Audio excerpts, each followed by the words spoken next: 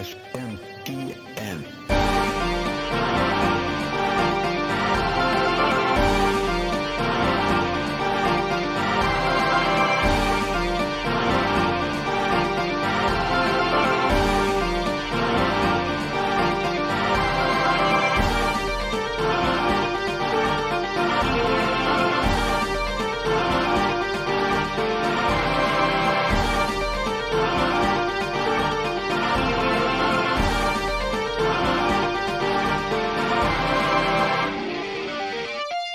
How's it going, everybody? And welcome to a very special episode of Shin Megami Tensei Network. I am your host with the most exciting news for you, only due to the fact that I can finally stop keeping this a deep, dark secret with everybody. Super secretive guest Kyle, who are you and why are you here? Hi, everyone. I'm Kyle. I'm from Bandai, Japan. So I'm coming on today's talk to talk about an exciting new Shin Megami Tensei trading card game product that will be available on Premium Bandai for pre-order right now. It better be available right now, otherwise this will be hilarious how much prep work we did beforehand, and then for it just to be like, no guys, sorry, like someone from Patreon got it early, and then they leaked the news to Kotaku, and then everyone's Christmas was ruined. I wouldn't, if more people know about this, then I wouldn't really mind. So, So about me, I guess. I'm working in the card department at Bandai. I've been there for 4 years. I've worked on Dragon Ball Super card game, Digimon card game, One Piece card game, and now Battle Spirit Saga. So, doing the English version card releases, all sorts of things, marketing, sales, design. And then this is kind of my pet project that I proposed, and this was a long time ago.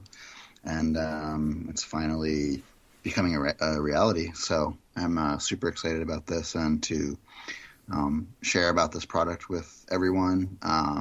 There's a lot of love put into it from Shin Megami Tensei fan, myself, and Atlas and the other members. So I really hope everyone likes it. Yeah, and I mean, one of the biggest things that kind of caught my attention with it is, this is... It's not like, oh, hey, we're doing cards, go to your shop, go get a booster pack or a booster deck or, a starter thing. It's this is, kind of a weird thing of, you're bringing this TCG back to life. You're now the third company who's now done a SMT trading card game, in this kind of, brand and whatnot with it. And it's funny because it's calling back to those old cards from the 90s and early 2000s while also still being new,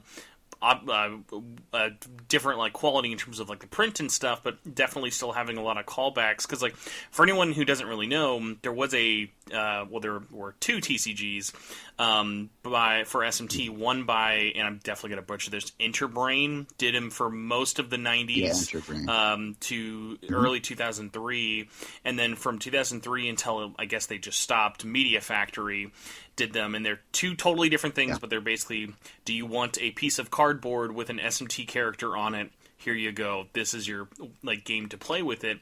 But what's funny is in the West, there's very little coverage about it. I feel like most people didn't really even know about it until maybe 2 or 3 years ago. And even now, if you go on eBay or most Western auction places, I did some research a week ago. I found 2 boxes.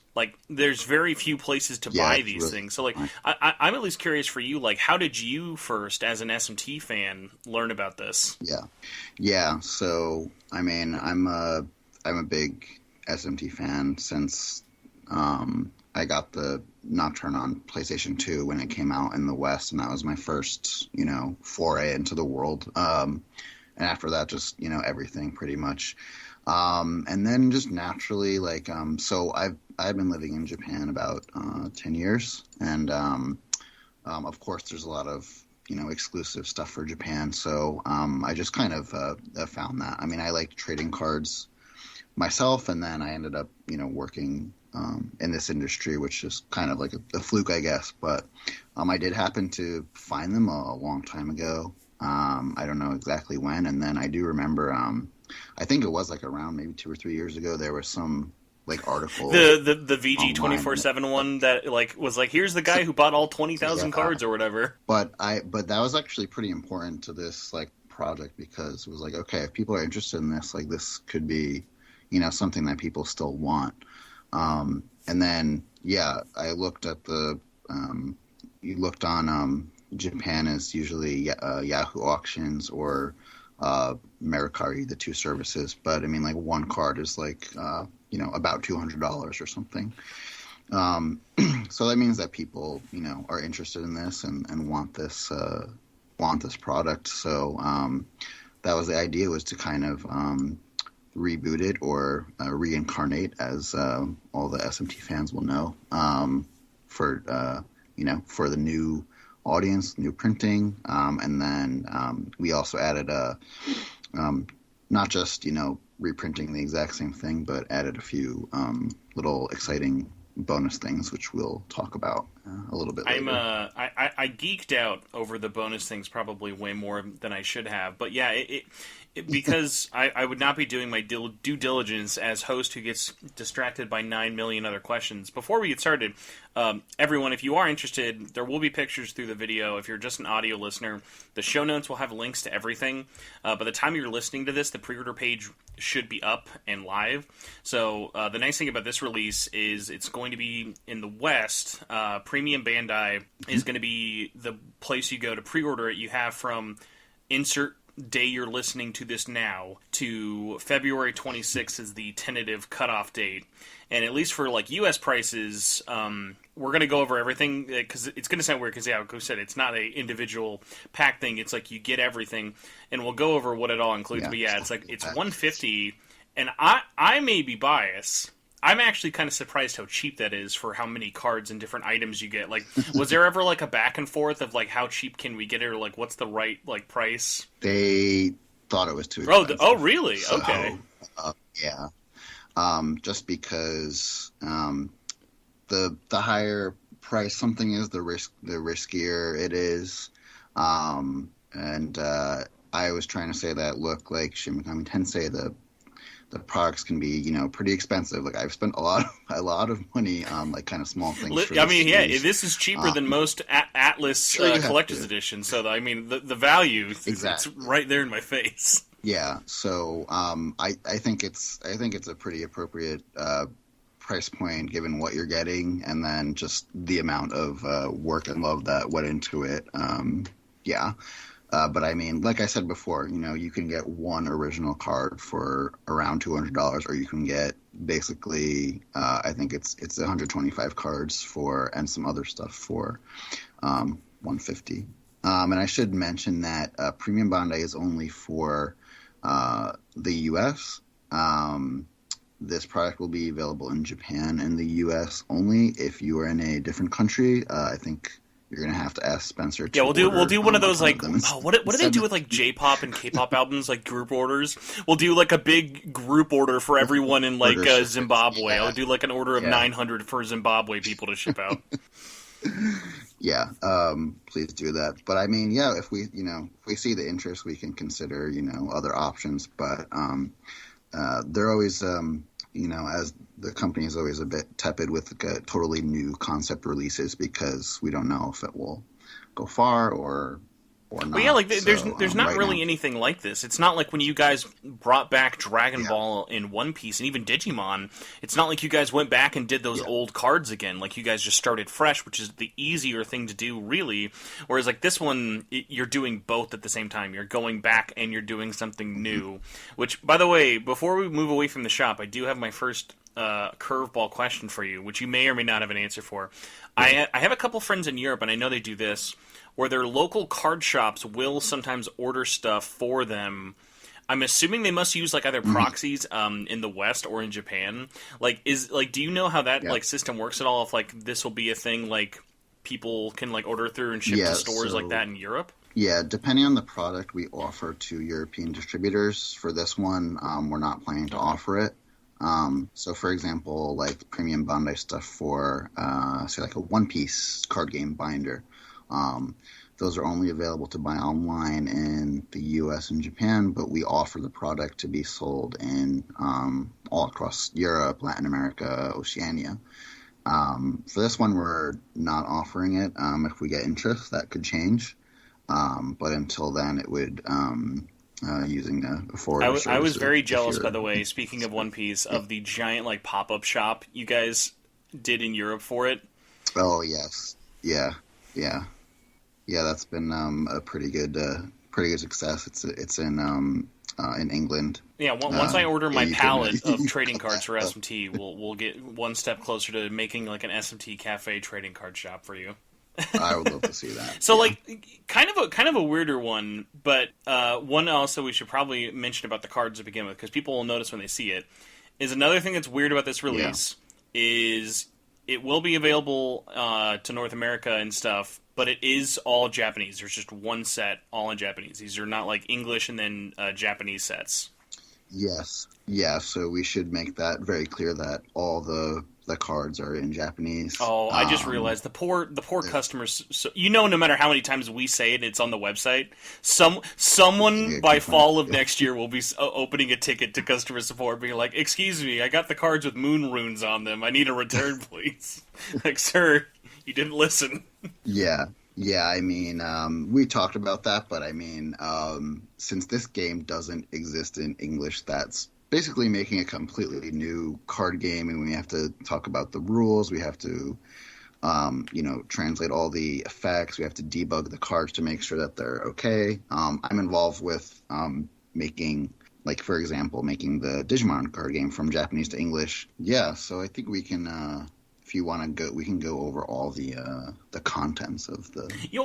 I guess actually the last little weird technical thing outside of the language for the cards I was curious about. How playable is this set going to be of cards? Like, could I, if I really mustered through it, could we play a match? I would say no, because the decks have kind of like a magic cards as well, and other cards that make it a real functioning deck. So I think you could attempt to play like a very modified rule version of it if you're playing in Japanese, but it does say with a big asterisk, this is for a collectible thing, not meant for play. It's the world's first TCG that's also a CCG. First unplayable card game. We should we should get Bandai a Guinness World's Record for first largest amounts of asterisks next to a release that people are excited about. I mean, I will be really happy if next year I go on YouTube and I see all these people trying to play with this card set, some strange modified Frankenstein. Well, so I'm a bad fan. I have a couple of these cards, but like we've said, it was just not really a thing that ever made it across the seas over here. Yeah. So I don't even think I've ever read the rule set before. Is it a resource game? Is it one where there are little resource cards you need multiple of? It's resource, but there's no card of it. It's all in your head. You need to do kind of a lot of calculations to see how much I forget the term. Sorry, but how much you can play. I know they in that, what was it, VG? Yeah, the VG 24/7 one. Because someone, I forget the name of the person, but they had made a giant list of translated the rule books. They scanned every previous card and basically have a giant encyclopedia of everything on there. Yeah. I was reading it and it seemed a little bit complicated. So unfortunately have not been able to play. But, here we go. We've got demon cards, partner cards, magic cards, and item cards. So yes. So this set only has demons and partners. So there's no magic or items. So that's already making it kind of unplayable. This will be kind of funny though. I really, you are right. I would really love to see people try and make a Frankenstein's game rule of all these cards and be we're gonna find a way to make this a playable match, and we'll do it. Yeah. Yeah, and then you mean who knows if this does really well, then then there's going to be the next set, the item and magic version, It's and it's maybe just comps and potions. yeah, yeah, So yeah, though, but like I mean, really, because it is going back to the thing of like, it's not like it's really more that thing of like, this is just going to be that cool collectible thing that you will have a yeah, cool binder to also show it off and kind of like a like really like show off stuff. As if anyone out there is into TCGs even remotely, because like I got into it thanks to Bandai last year with Digimon. I couldn't believe like how nice the print quality was for your guys' cards. Then I was like, I messed around with some Dragon Ball, and now with like One Piece, I was like, hmm I'm surprised how little I hear about this, just because like usually most people think Magic, Yu-Gi-Oh, Pokemon, when it comes to like card quality, they kind of feel about the same.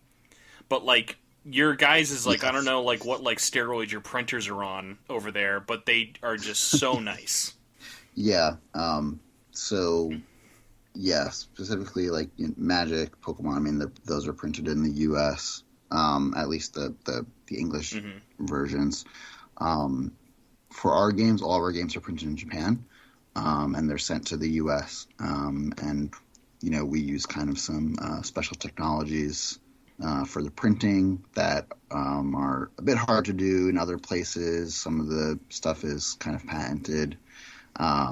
So yeah, I mean, we're very confident and proud about the quality of the cars, the designs, the artwork, and stuff. So that's that's something we also wanted to put into this product, and something that also um, made Atlas, very comfortable and excited to kind of work together with us on this Yeah, product. so like, I mean, I'm excited for when you finally like get finalized samples and to like look at the cards from the '90s compared to the ones from 2023, and just Yeah, be like, it'll be so night and day because like if you like I said, if you've ever held any of the original Japanese releases, like they're the most like whatever cookie cutter like print. Like it wasn't bad for the time, but it's not anything yeah, like you're gonna like write home about. It's like it was. picking up a card from like 20 years ago and going like, yep, I put that in a like plastic sleeve and never think about it again. Yeah, so we kind of wanted to emulate the same style, like the hollow, but it's going to be kind of a newer one. And I should mention this is also really interesting that all these cards were completely redesigned and remade. Like we didn't, so we scanned all the original cards. Yeah, what did you like Yeah, rob the decrepit remains of Interbrain? Like how did you guys like the one I'm the most impressed about that I'm actually disappointed I've never like privately told you this yet. Whoever got the back design perfectly like the original Interbrain backs, like knocked it out of the park because hmm like that literally looks exactly like the old back of their cards. yeah. So there's a few things. So the back design was changed because it had a hexagram, which is not okay for religious, regions or reasons. So that's changed to the SMT pentagram type logo. So that was changed. But for each card, any card you see has been completely remade. So it wasn't just like scanned and then reprinted. It was actually we scanned them and then determined that we couldn't use them to remake them. So anything you see, all the typefaces, all the text, the backgrounds, the card art was remade. So in order to do that, we had to, with the help of Atlas, got all of the art assets, but the rest of the stuff was completely remade with the designers. All the text was also completely, re-entered, retyped. So obviously, that's not something that's like very apparent when you look at it, because the idea is that it's the old set and old cards reincarnated, but it was all actually completely from the ground up this time. So it was a Oh ton of yeah, I was work. going to ask you who came up with the name because the official release for it is Shin Megami Tensei. What is it? Monument of Reincarnation. Who came up with that one? Yeah. Oh, that was me. I gotta say, when I heard it, I literally Googled it. I was like, this had to have been used for something because it sounds so like oh maybe some collector's edition or some like toy set or something. I'm like I was so surprised because like honestly the little logo you guys had even made for it, it looks so like it just looks like straight out of something Atlas would have used themselves. Yeah, the original. So this card set, there was nine sets. So the set nine was called Dry Monument of Goddess, and that was the pretty much the last set, and that was right around when Nocturne was coming out in Japan, and maybe a lot of the I don't know, a lot of people listening now or people who are newer into the games might not know, but it was not a such a big thing back 20 years ago. Persona Shin Megami Tensei was still very kind of super underground, much more than it was now, and it just didn't have the cultural push that it does now in terms of the game sphere. So the original cards, I mean, I think it probably just wasn't selling, and that was just All the they had last to do one. was just survive a couple more years until Persona 3. Then it could have then the different alternate universe. Just imagine. I mean, that's true. It really did. I love all the games, but it really did help out Shin Megami Tensei as a series, and even to be able to make something like this, so thank you. Well, I Persona. mean, also, But none of the Persona cards are in this set, but another interesting thing about the original sets was they included Persona 1 and 2 cards. oh, this does have Oh my Persona gosh, fake cards. fan. I already forgot that. My bad. So yes, so I'll strike that from the record. But yes, so even though this is called Shin Megami Tensei, There's a few. hey guys, back in the day, we used to just Yeah. call everything Shin Megami Tensei. So like there are cards from Exactly. basically because all the games Yeah, so are there's, SMT, SMT2, Nocturne, If, Persona 1, and the 2 duology, right? Yeah, I think that's all of them. But there's some cards like the Apollo card is from. As far as I know, it's never been in a Shin Megami Tensei game, just Persona. And then, like for example, there's Maya Amano partner card and some other ones as well. And we did have to get kind of special permission to have those in there because right now Persona and SMT are like kind of very separate in terms of the products, the marketing, and the games. Even But, yeah, especially because you guys had to go you know. through Japan. In Japan, it's been separated for much Mm-hmm. longer. Because like our last one we had over here was Persona 4 Golden, I think might have been the first one that kicked it off. But yeah, in Japan they haven't had it I think since Persona 3 Portable. I think was the first one that dropped it.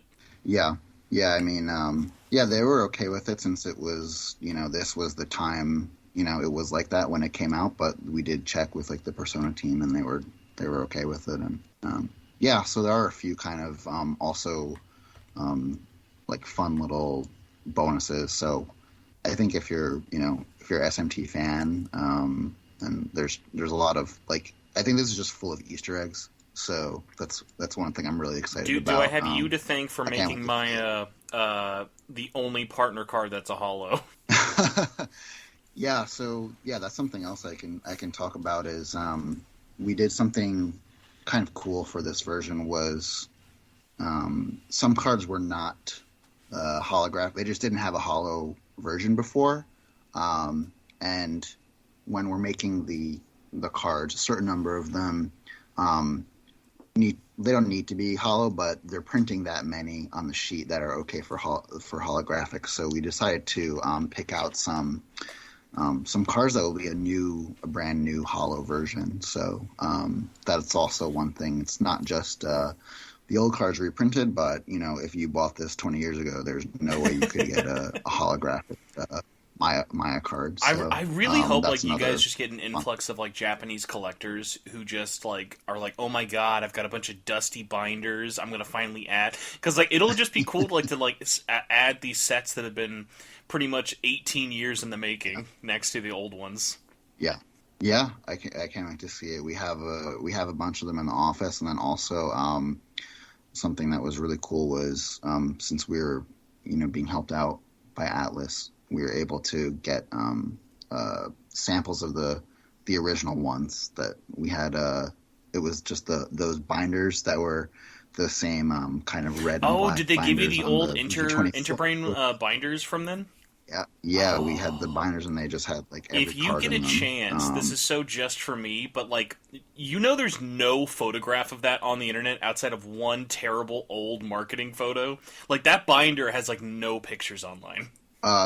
It says I think it says Digital Devil Story, and it's like a hmm red and it's black it's sort of binder. similar to the other binder we're going to be talking about later, and that was one of the funny things of like it Mhm. was clearly very inspired by it for the new one, but like Yeah. I was looking at it and I was like, there's like nothing for the old binder. Oh, yeah, I know what you mean. So that was actually we yeah, that's another story, but we originally we wanted to remake that binder.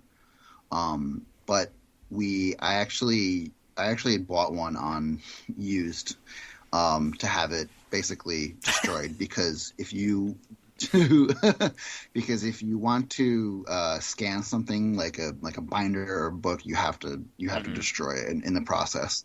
Um, but we scanned it and we found that there were a few issues. First off, anything holographic or glossy Terrible. scanning is Yeah. a disaster. Yeah, it's a disaster. So we basically, for that reason, we couldn't use that. And then also there were like kind of they had like the grommets for the like the Oh yeah, screws for and the things like spine. that, which made yeah, which made it difficult to scan. And then also the design, like it ended at a little early. It didn't like go like the whole way where it wraps around. So we couldn't use that design, but we wanted to make something that invoke the original spirit of that. This kind of um, dark red and black design with tons of characters and demons. So I'm really happy how that transformed into the, Yeah, the like final one. the new one that's included with the set. That I mean, hey, at this point, here's our transition, I guess, to saying everything that comes into it. Because the Sure. only problem with this set, I'm going to give you a note. Here's my notes. There's too many good things in it. Yeah. Of like, I want to talk about the binder, I want to talk about the poster, I want to talk about the card. So it's like, so yeah. So if you want Sure. to kind of go over Yeah. like, what is my hard earned $150 from Santa this year going Exactly. towards? Yeah, everyone save your Santa money to get this, please. First off, but yeah, I'll go through all the contents. So first off, we have the original the redesigned cards, and there's 94 types. There is the list. We'll talk about the list a little bit later, but you're getting most of these were from the Monument of Goddess set 9. I think a few of them we had to use from older series just because there were several questionable characters. Maybe you're familiar with Mara. I don't know, No, but no 3D embossed Mara card. I shouldn't be expecting that anytime soon. Not for set one, at least. yeah, I actually have to publicly apologize to the other team members who were helping with this because they had to be going back and forth with the legal and ethic check on like more than half of the illustrations for this product. So that was I kind mean, of a maybe headache like for you them. guys could do like some Uh, really inappropriate like promo set one day. That's just all the genitalia demons. yeah, I mean they're really strict. I mean, Bandai is in general a kids toy company. We have a lot of restrictions about showing naked figures, even if it's not suggestive or anything. So there were a few things that just didn't fly. Religious symbology was also another kind of sore The point. series is But known for anyways, tiptoeing around that very very well. Yeah, and especially recently, I think that's since there's more kind of international eyes on this series, which is a great thing, but still need to be increasingly sensitive. So anyways, it's 94, mostly from the set 9. I think some are from set 8. And again, all of these are completely redesigned. And then some of these are the holographic versions. Some used to be in the older sets, they're holographic, and that's the same. And then some of them are, the new holographic ones. So with the newer ones, like, is there any kind of comparable amount? Because like I feel like every TCG does hollows differently. Even like Bandai. Yeah. Like I remember getting One Piece was very jarring. Of like, because I've opened so many Digimon around here, and like my wife is so used to Digimons like bam in your face textured holographics, whereas One Piece is very subtle. Like, where would you kind of say the SMT ones land on in terms of the aggressiveness of the like hollows, whether it be textures or shininess? Yeah, these would be on the more subtle side, and that's more of giving a bit of respect to the older versions. It's like full rainbow foil in the background, but there's no textures Okay. on these. That would be really cool. Maybe that's the next That'll be when you get the product. Mara one, when you can get the textured hollow Mara, when you can feel the rimmed on each one. That's when you can use them. Mm-hmm. Yeah. Yeah, but for these, so these are going to be nice and rainbow shiny. Is but, most of no the rainbow texture. like in the back, or any of the hollow actually printed on the character art? I'm not exactly sure. I believe that the background is separate from the Gotcha. I character. mean, I actually am usually Um, more of a favor of that because it's like when like the 2D art is just sort of Makes there, the it character pops out. stand out. Yeah, on the hollow a lot. Yeah, when we are designing these, we pick where to basically start and stop the hollow. So I believe that these would be stopped for the Hmm. characters. Yes. So those are the the reincarnation portion, and then we have going on the non-holographic and holographic ones. There are 9 versions of the new holographic ones. I can just go down the list really quickly. Uh, Metatron, which is basically my favorite, so not biased for making that holographic one. And yeah, sorry if I butcher the names. Sraosha, which is was at the end. I don't know if I could spoil SMT5 here, but made an appearance in SMT5, so that was another reason why we think a lot of people would be more familiar with it. Sandalphon, Barong, Anzu, Alice, King Frost, Loki, and then the Maya are the new hollow cards. One that I'm surprised has I never been believe done, but would be interesting, especially with kind of playing with different holographics, is I feel like you could do a really cool holographic design on the character art of Demi Fiend, like with the tattoos. Yeah, that would be cool too. But yes, you are. I should congratulate you. You've finally picked up the axe or shovel, and we've stopped bearing the lead with probably one of the bigger parts about this set is the tons of new cards you guys made just for SMT5. Yeah. Oh, one thing I should add is that the card list, it says includes new holographic version, but there are also other cards in here that are just holographic, like the Kikuri Hime itself is a holographic card. The Apollo is Okay, holographic. that's good to know. So I think it's 26 hollow cards, and then 9 of them are new ones. If I'm not As like a mistaken. collector, was there ever that moment of like, should we just make this like a $300 set and just make every card holographic?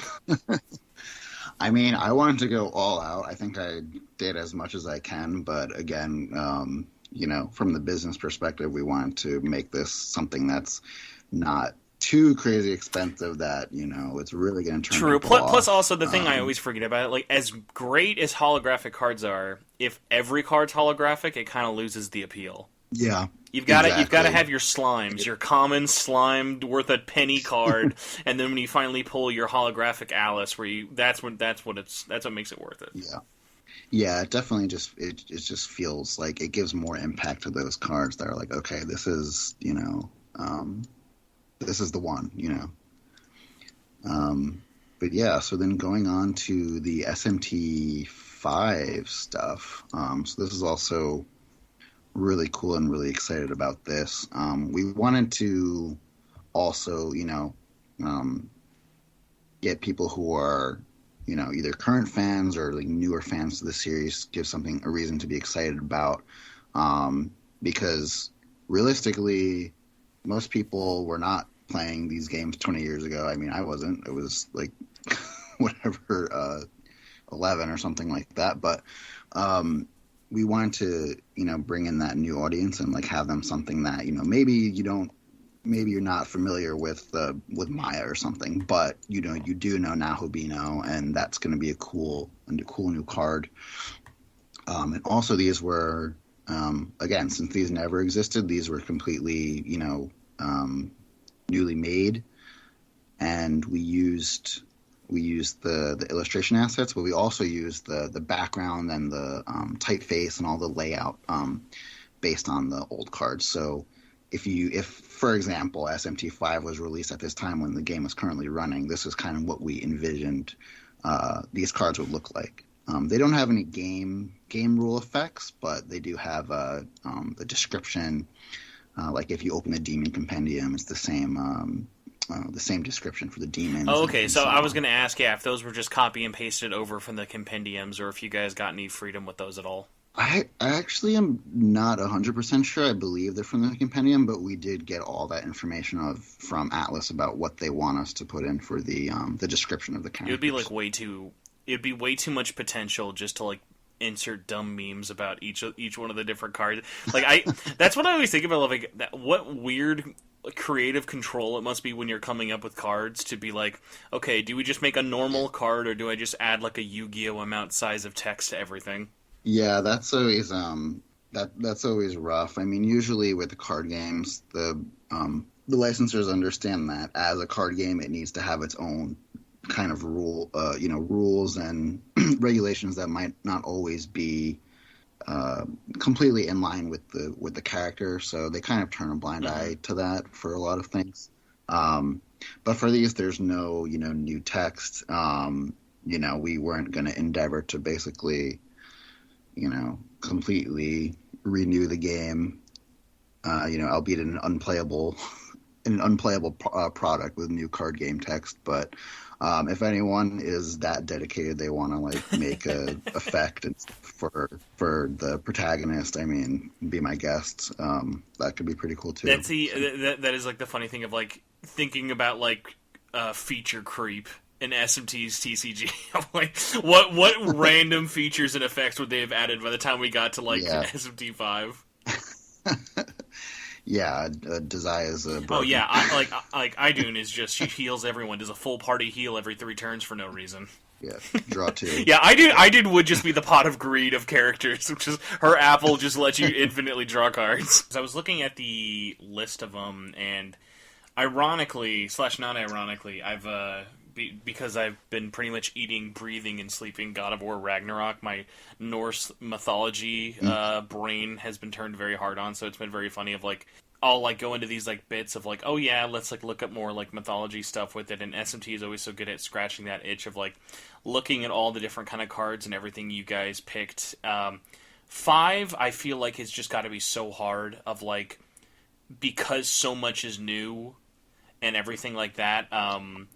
Yeah. Let me see if I could find that. Oh yeah. But the other funny one is like, how does it feel to like, if I'm not mistaken, I think this is the first time Doi art has been in a TCG. I believe so too. I mean, I know they did have in Japan. They have some like tradable Polaroids as promotional materials. Or yeah, but like, so even stuff. I don't know, I forget whatever the card game was for it, but long ago, even Apocalypse, when Apocalypse came out, there was like a crossover one, but even that was like all original art and stuff with it. So it's kind of crazy now to like think like after all this time, sort of seeing that with it, especially if stuff like what are like the big ones that I always think of, like honestly like Zeus is a kind of a crazy one of like, oh yeah, like having Mhm. Zeus on a card is going to be like so weird, especially because that design is so different to the original. Yeah, yeah, it's really cool. And I think they did a good job. And because another thing that was interesting, I mean, just is interesting in general with SMT is the variance in the illustration styles. And they're also mixed in this product and in the old product as well. I mean, like you'll notice the Lucifer art and the Alice art uses the kind of the older asset as opposed to the airbrush PlayStation ones. So it's cool that they were able to mix those. A lot of the licensors don't like to have illustration styles, different periods mixed, but it turned out really well. I feel like Bandai more than most other TCG companies is good about different art styles not really seeming too clashy. Because I mean, like I remember, like honestly, like as nostalgic-y play is, it was Digimon Classic Collection 1 that got me. Of like I saw those old cards and I was like, man. Yeah, that was the idea. And I mean, but then like it did its job of like then also all the new art from all the artists and stuff is really really cool with it. So like the only funny thing is then it's like I hope once this releases you're gonna have a giant hole in your heart, and that hole, Kyle, is gonna say SMT4. You've made a card game now where SMT4 is the only mainline game not represented, and it's gonna be like, well, guys. There's only one answer, and it's got to be we've each got to buy a pallet of these cards. That's the world we live in. Yeah, I mean, I also super love SMT4. I don't know if that would even be even on the table going forward. Alice is pretty involved with SMT5 now. Well, so, you know what? Like you say that, but honestly, like we mentioned this a little bit off the show. We're still they're still pretty choosy about what they've licensed out for SMT5. Like we don't have a lot of official materials by them themselves outside of like that kind of initial launch period. And like from you and other companies I've talked to in the background, like because this is technically tied to the 30th anniversary, which is kicked off back in October. Like, I'm sure we're going to get a lot more, but, like, it's been that thing, at least from a fan's perspective, of, like, we're used to just kind of constantly getting bombarded with figures, cards, music, movies, for, like... kind of all over. Yeah, so it's like, it'll be nice to finally get that. Hopefully we'll see some cool new things, too. I mean, I'm always excited because they always, there's always something cool that happens when they do the anniversaries. So I'm looking forward to whatever comes out of that. The Atlas snipers were above you when you said that. They were like, you better say something nice about our anniversaries. No mouthwash jokes on this show. I mean, yeah.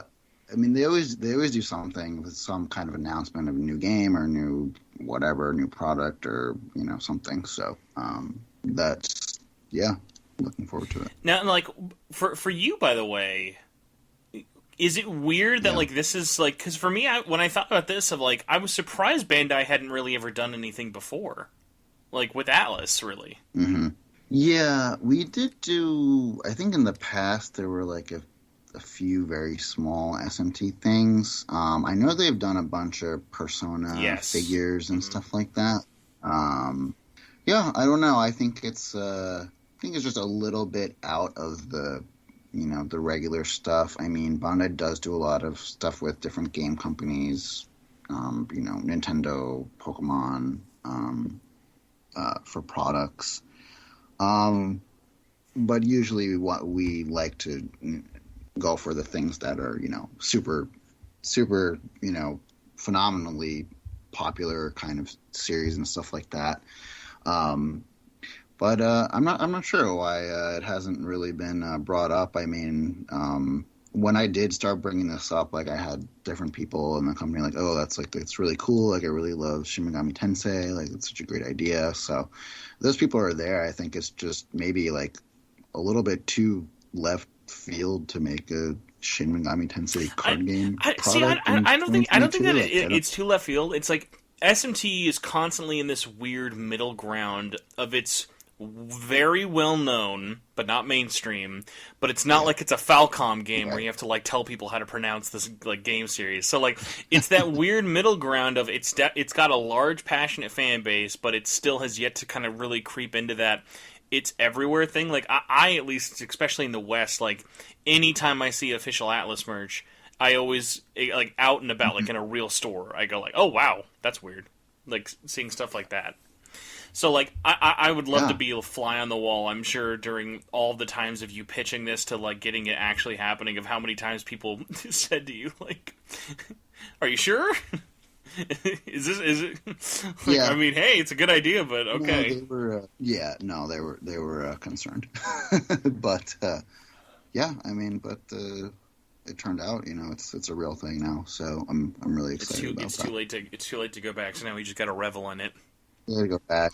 Pre-orders are up now, so. But like the one of the things I wanted to kind of say about 5 though is, unlike a lot of the other merchandise, which has been nice, was like you guys got a really good like swath of characters to really like sort of pick. Like, were there any that you were like personally really excited? Because like I know, like for me, the first one I asked you as soon as like we'd start talking about this, I was like, oh, where's Koshimizu? Because like there's like for Koshimizu, this is how like sad us Koshimizu fans are, all 5 of us. This is all the official merchandise there is out there. A single keychain. That's it. They made one keychain, and then it was like that. We've had nothing but fan art to live off of for the last 12 months. Yeah, I mean, in SMT5 there's not a ton of characters, so that was pretty easy to fit all basically all the main characters in there, and then just the other ones that were the newer demons. I believe all of them are new. I mean, the Jack Frost is the we get all the non-spoilery ones. I did also ask you if there was if the like final boss is there, but Atlas probably doesn't want a TCG to spoil their game that just came out a year ago. Yeah, it's in line with all the promotional stuff that's been out at this point. So something that's familiar to people who maybe just started playing the game or didn't finish it, or have some kind of familiarity with the I don't know if you can talk about this, or if not, because we talked about it a little bit before the show. Like, remember even with the designs of like how spoilery do we want to get? Like you were telling me, like, even having a hard time of like which Nua to pick for the card. Yeah, I mean, the spoilers are kind of something that Atlas wants to avoid. I mean, if you see pretty much anytime a game comes out, they make a tweet like, hey, don't spoil this. It's tradition for Atlas games to go, no matter how old it is, if we're re-releasing it, you better shut up about it. Don't talk about it. You can buy our game, but you better not post about Ultimax 10 years later. Yeah. So, I mean, just trying to be careful about that. I mean, this whole product was, of course, completely, checked over and approved and everything. But I mean, most of our proposals, I mean, I can't remember anything that was really like, no, it's absolutely not. Well, then, so then let me at least ask you, as a personal taste, because there are sickos out there who like what I'm going to say is the wrong one. So the non-spoilery choices for Nua is normal Nua in her like thin dress and stuff, and then we have big brain snakehead lady version that you first encounter her in. Like, was there ever a moment of like, oh, we should include, because like I think of that card only as like the sickos use that art. Like, if anyone thinks of Nua and goes, oh, I think of the giant tail head version, that's my Nua. I mean, I like that one, but I mean, just based on the promotional materials, they were doing the one with the see, that's why I thought it was funny. Of like, remember when they announced her, they had both arts, and ironically, in the press kits that were sent out in the West, it was ugly forehead one that popped up first. The normal version was her second, and I remember because I was talking to the VO for Nua, and she had the ugly version on like her announcement picture, and I'm like, that's the picture you wouldn't like let everyone. So that's funny. Like, oh, I didn't know that. So it's just one of those funny things of like, because it's like when characters have multiple different forms or like appearance changes, there's like things you can do for that are funny, but it's just like it's just like imagining like I like can't even. It'd be like including for the Demi-Fiend card. It's like him in his like school with like his jacket from New Game Plus. It's like, yeah, that's official, but like no one thinks of that one. There's a jacket card. There's a like his jacket from New Game Plus one, like the really ugly like purple blue one. Like, because I know there's like his zipper from when the game starts, but like, do you remember in Nocturne, if you do New Game Plus, he has a different jacket. It's like a really bright like blue purple. Oh, I don't think it's that one. It's just like the regular, like when you start the game, when he's just like in the track jacket. I forget, yeah, because what do we call that? That just goes like he just goes by protagonist before he's Demi-Fiend, right? I think it's called protagonist. There's so many here. We did get all the names checked and all that. So everything here is canon, okay, guys. So listen. I'm just happy we were able to get the canon name. It's not blonde child, old woman. It is old woman, blonde child.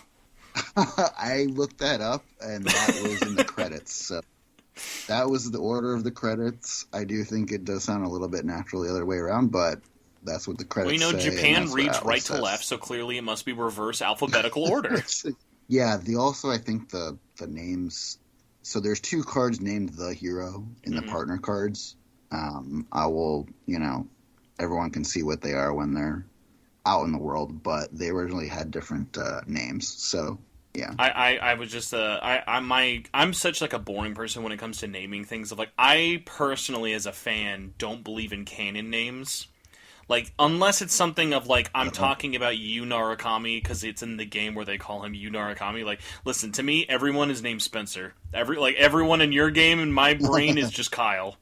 Like, that's how it goes, because, like, especially with how often the names change hand, it's like, it's never like they're lazy because they don't name their characters. It's like, well, no, like, think about it. Like, Persona 3's protagonist, I think, has had, like, 3 different names over the years. Yeah, I used to do that. I just gave up. Exactly. Like when people are like taking screenshots from the manual of your game to be like, "Is this the canon name?" I'm like, sorry guys, it's not Steve. Yeah, I just do whatever's the easiest to get to the next screen because I'm impatient. So I wonder, do you think like is that like something probably more or less common in the West compared to Japan? I feel like you have any like reference here. Like, are people like in Japan like I would hope using their name, otherwise they're just coming up with like Satoshi for everyone. I think. Oh yeah, that's a great question. I actually don't know. I think they would prefer to use the default names as opposed to putting their self into the role-playing game. They like to have the role like come to them. Yeah, because I feel like self-inserting of characters is definitely way more of a Western RPG thing than Japan, which is why I always find it funny when like, because like I said, even though I'll do like Spencer for everything, if a game tells me a character's name first, I'll stick with that every time.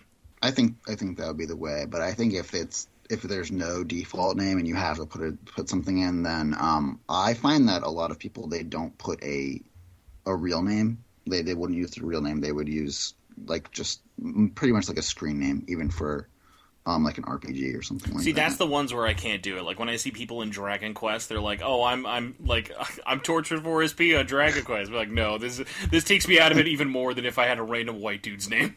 Exactly. Yeah, exactly. So we can move on to the big binder. This is the one that got me the most excited. Of like, I don't know if I should have been this excited for it, but yeah, when I saw that a binder was happening, I just instantly assumed this was going to be like a separate product I would very happily buy for, because like my thing with this is like, you think of binders when it comes to cards a lot, but like it's never a universal thing that every TCG gets a binder, especially officially licensed ones. So like, whoever's idea was it to bring a binder and make it mandatory for this set, thank you. Yeah, that was me too. We wanted to have, since this is a collector's item as opposed to a playing item, you need a place to put your cards. And also, for these cards, obviously they used to be collected. There's a lot of those older binders that are kind of out in the world. I still see them on like auction sites or whatever. So we wanted to, as I kind of said before, we wanted to take the feel of the old one and remake it. We wanted to use the older design, but a lot of those characters were not in the set, so it just didn't feel appropriate to have kind of very unrelated characters. So if you do look at the designs, all of these characters in the binder are cards in the set. So what now? Like the design for it is very classic SMT, especially with like the choices of the demons and everything with it.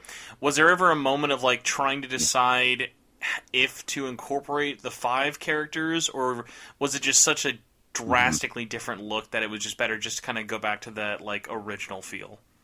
Yeah, I mean, for this product, we wanted to put the focus on the reincarnation and the old cards and the old designs and all that. And the SMT5 is more of a kind of a bonus, kind of what if. Did you at least like doodle around in Microsoft Paint, think about what it might look like in your mind's eye? Is there an SMT5 binder you've thought of? I honestly was completely focused on keeping with the old cards from the old set.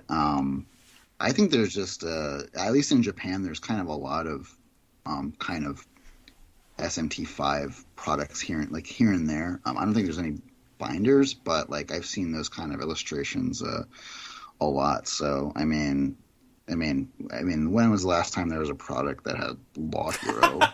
Like in the year of our Lord 2023, Law Hero has very little representation. That is a good point. Yeah, and then just the back, just all those, really classic. Those we picked, a lot of them were just kind of.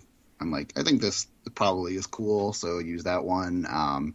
But we tried to make like a good balance in terms of the composition and the size and the selection, and also, characters that are a bit more familiar because there are some really obscure demons in this product. So like some of them I was like, I don't even know if I've ever seen that. Oh yeah, I mean like even going back to God of War, when I saw you guys had Tyr, I was like, I think if it wasn't for Ragnarok being a thing, I don't think most people knew who Tyr was, even from SMT fans. Yeah, there were some surprises for myself as well, just looking through the old card sets, and I'm pretty confident about my SMT lore and demon knowledge. So I've got some print nerd questions about the binder. If you have any answers for me, I'd appreciate it. So it comes with 14 binder sleeves, so that is appreciated. It holds like 9. It's a 9 pocket size one. Yeah, you can fit all of the cards in the product. That would have been so mean. Imagine if it was like, sorry guys, you can fit all but one. like there's like only enough for like 98 cards. Yeah, I think you can fit all of them, and then there's like a few, like 3 or 4 empty slots or something like that. That's for the Mara promo coming 2023.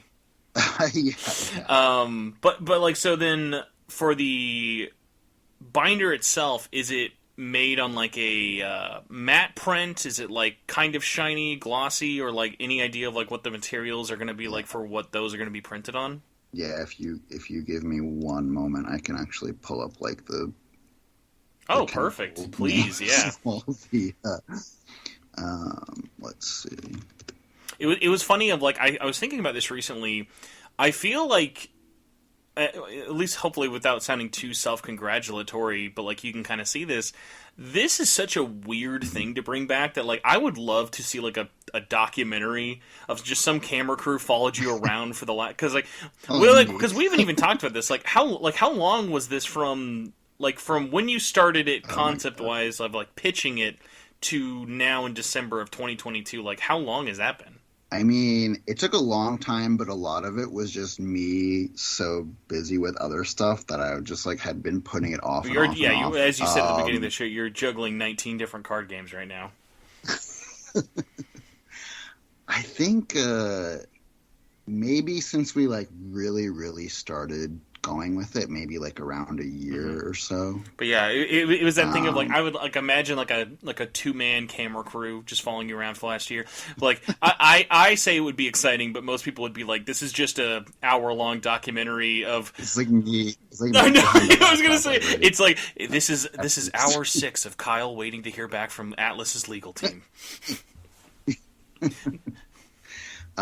Yeah, maybe like about a year. Yeah, I mean, I had this idea, I think, like maybe like 2 years ago, and like I proposed, and they're like, "Oh, cool," and then I mean, again, proposing a product and having an idea is one thing, but then they're like, okay, now actually make it. That's like, okay. There's a lot of, there's the design element, the printing The approval element, process alone is its own thing of getting,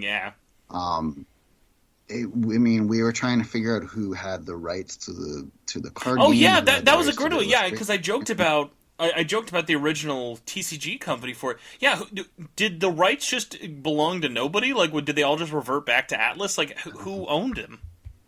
Who's going to sue you for the back of that card? I don't know how much I get into it, but basically there was an original game development company that still has the like rights to the card game text, but everything else is just Atlas and Sega. Because obviously a lot of this is mostly from the Interbrain era. Like, would you say there's anything really kind of taken it all from the Media Factory days?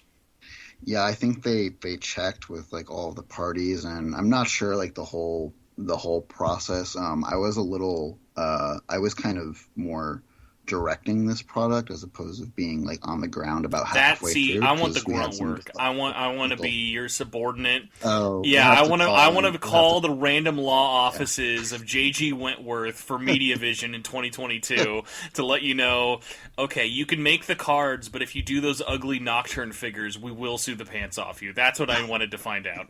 I mean, long story short, everything ended up being okay, but there was kind of a lot of parties involved, and then like a lot of people were like, we didn't know this existed, or like, there's one guy who was there when it first came out, and like, like from Atlas? Like, there was a lot of yeah. Well, because like honestly, like I joked about the Media Vision thing, but like I feel like more people know those ugly little McDonald's Nocturne toys than the cards that they came with. Yeah. Like those toys weren't meant to be sold like action figures; they were like a bundle set for the Nocturne set. Yeah. I mean, it was definitely a long. Can you imagine if you guys like? Now this would be like set 2 or 3. Of like we've sold at least 9 pallets to Spencer at this point. There's a lot of cards sold. Like go with the same print quality, like Happy Meal level quality toy, but for like SMT 5. Yep. You could do some monstrosities. Like Happy Meal Nua would be great. Happy Meal Aogami. Nahabina would not be allowed. Just the hair alone would be too high budget. We can't do hair that much. I mean, I just saw that they're having a new Diablo burger at Burger King in Japan. So see, I thought it was I thought Burger King's got the Spy Family peanut butter burger, which I unironically would try. Oh, there's a Spy Family like Burger King in Shibuya. I don't know if it's still there. I saw it like a few weeks ago, but it's like the Berlin or whatever. Also, I'm just saying, version of some of those burgers everyone gives a hard time to. I tried the Squid Ink burger. That's not terrible. Oh, Squid Ink. Yeah. Squid Ink pasta in Japan. Oh yeah.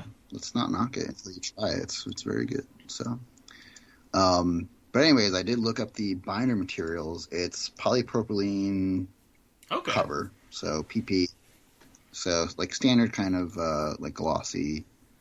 Binder clamps. Oh yeah. So is this going to be okay? So it will have removable binder clamps. So it's not like we'll be stuck with 14 pages and can add more if we wanted. Oh yeah, you can open and close. So I'm not 100% sure, but I believe that when you unbox this item, which you're definitely going to make a video. Oh my god, it will be. I'm calling it now. When this arrives. Summer of 2023. This will be like I'll have the most professional. It'll be like a 3-hour live stream because I'm gonna look at every card and we're gonna basically look at we're PSA grading these things. We're gonna be inspecting every card, not even for like judging it. We're just gonna be let's look at this old JPEG from 1998.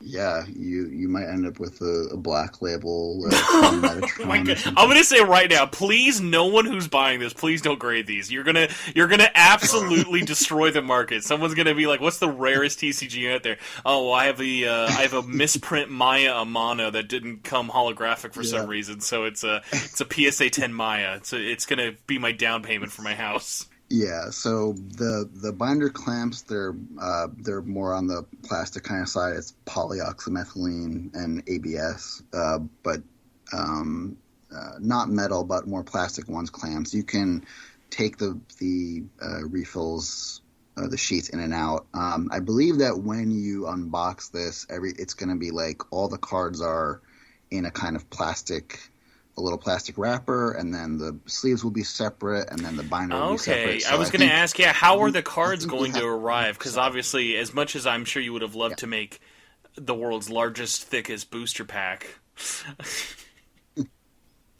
probably in a little plastic pack, and I think you'll have to put the sleeves into the binder, and then put the cards into the sleeves What do yourself. you call this? Because I learned of this recently with the One Piece film booster deck thing you guys did for the movie. Hmm. I didn't realize that that was a deck that was just in a booster pack. Like it's a deck amount of cards. What do you call it when it's that Oh, thick? Because that's not a booster pack. that I've never seen That anything was, like that. honestly, I want to import. It might I be don't well, even import like because like that's coming out here next year, but it won't come in a like little giveaway I thing think for it. you're But it's supposed like to. it's because like I saw it in person. It was like it's so thick. I was like I almost want it as like a weird collector's item because it just looks like it looks like a booster pack on steroids. Yeah, it looks like someone repackaged it and just like stuffed it as much as possible. I think it's just called like a promotional deck or something. But um, yeah, so I don't think it's in a wrapper like that, or which they call pillow Mm. in Japanese. It's just in a plastic see-through.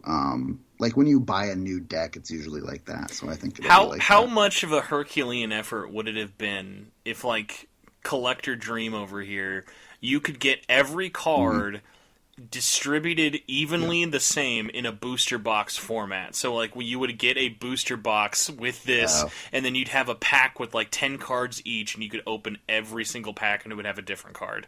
Like how hard would that be realistically? that's actually a pretty cool idea. The more when you're making booster boxes, the more you make specifications like there should be one of this card in every box, or there should be one of this card in every carton, or the last card in the pack needs to be this card, or like the more you put those like options, the more expensive it Oh, gets. okay. So making making like a box where every pack is predetermined, I mean, it's doable. It just would be more expensive than making them completely Now I know why random. the One Piece cards are so expensive. You got the Dawn. The Dawn cards adds the cost. Yeah, so that's we call it an index, not an index card, which is called an index I for didn't like even every think about pack that. Yeah, has. the index, but not the index card. But Yeah, it is a card, but it's not an index card. yeah. So that's just like a default in every pack. They don't do this in the Western releases, but a lot of the Japanese releases they'll put like a little advertisement, like Well, yeah, go to the you guys website used to. or Like I remember most like the first 5 sets of Digimon used to have that little card list on there. yes, yes, that's the index. So yeah, it had a playlist and then it had a memory gauge By the way, I don't like counter. I understand why it's not there anymore. I want to say though, as someone who loves ticking off a actual card list with a pen, that was such a like Mm, thing I love to do of like I'm such a sucker for collecting things in order of like all it takes is a piece of paper with a 1 to 100 on it and it makes me go I should own all of these.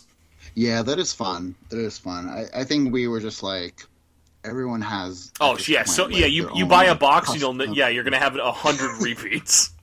You have it. Everyone has it. Okay, even if you don't play Digimon, you're gonna have one of these. Like they're just so we just it was just I am hosting a Digimon panel next month, and I will let me tell you, I have a lot of Digimon oh TCG things to give away. Oh, okay, cool. Plus, honestly, it'll be like because I did the same thing happen with Weiss Schwartz with Persona when that launched. Because I bought 2 booster boxes because I wanted every single card, and Weiss Schwartz are insane with how many variants they do. So by the time I got the entire set of that, I was literally giving away Weiss Schwartz cards for like 6 years. And every time it was people being like, I had no idea this had a card game, and I'm sure Digimon will be the same thing. I'll go to a convention, and all these people will be like, I had no idea. It was like, it's at every Target. I don't know how you don't know. This is at every Target over here. Yeah, I mean, we still, like I'm doing stuff for the Dragon Ball, and then, like, there's just so much Dragon Ball stuff, in general, and then I'll see people like, oh, I didn't know there was a card game. I'll tell you what, Dragon okay. Ball, obviously, I understand much bigger than the Digimon. I am honestly, I'm that weirdo when I go to the card section. I'm looking for 2 things right now. One Piece, good luck, and Digimon, which also good luck. So it's to think of, like, every time, like, I'm surrounded by kids looking for, like, Pokemon and Magic, and I'm like, where's the Bandai stuff? And I'm like, oh, it's just Dragon Ball. Yeah. All right, go back to Dragon Ball then. Yeah. I mean, but they are in Target and Walmart if you're in the US. So yeah, if you see those, definitely please buy them. Don't just put them in your pocket. I'll say this: I've never seen an emptied, stolen contain, because that thing of you open the plastic cardboard blister and you take the card out or whatever. Like, I never see that for Digimon. Ironically, the closest I ever came to that was some ding dong apparently at a Target. My significant other was at a Target, and she found an open Digimon pack on the floor.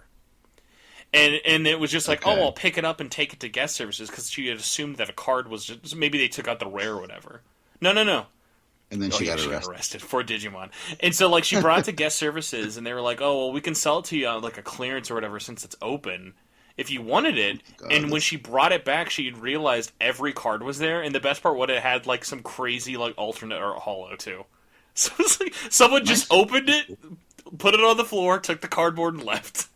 Well, this isn't Pokemon, and then left. It had Mon. I got deceived. I'm dyslexic and a theft. I think we've tricked a lot of people, to be honest. I thought this was Pokemon. Man, these Pokemon are busty. There's a lot of busty Pokemon in this card series. Oh gosh, that's a whole nother conversation. But anyways, moving on. Oh, any other points? Yes, actually, speaking of not safe for work questions, how thick are we talking? Is this a 1-inch binder, 2-inch, 1.5? I don't think I have. Actually, I do have the measurements in centimeters. Oh yeah, I mean, I can work backwards too. Preferred. 9-pocket binder, 315 millimeters by 260 millimeters by 43 millimeters. So 43 millimeters in inches is 1.7 Oh, okay, inches, perfect. So yeah, a little over 1.5. Yeah. That okay, that's good then. Yeah. So that's gonna be because there's that thing with some limited binders where a lot of promos in the West here do 1/2-inch binders. So they're full size, but they're only a 1/2 inch thick, and that kind of restricts it from being used for adding more stuff. Yeah, I think the specifications are probably pretty similar to the old this legendary binder we've been mentioning a few times. So, but yeah, it's gonna look cool. The spine has this really cool, trippy, vertigo looking pattern. So also just thank you for not just making a literal demon compendium as the binder. I feel like that would have been the easy option.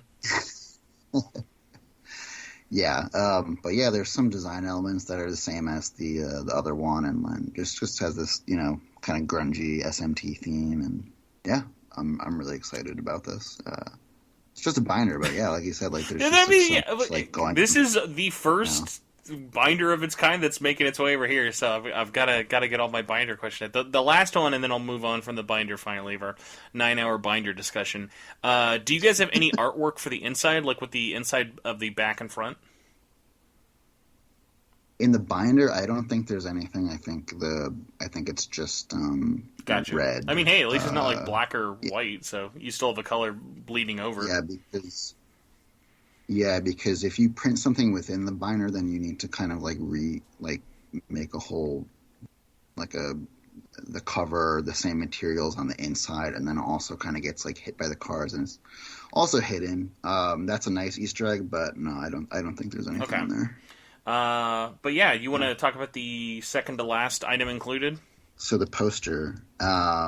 So this we were trying like a long time to figure out what would be cool as a poster. And again, like I'm just like when I was thinking about the design of this, I'm like, how can I just have a ton of SMT stuff that I could just have everywhere, you know?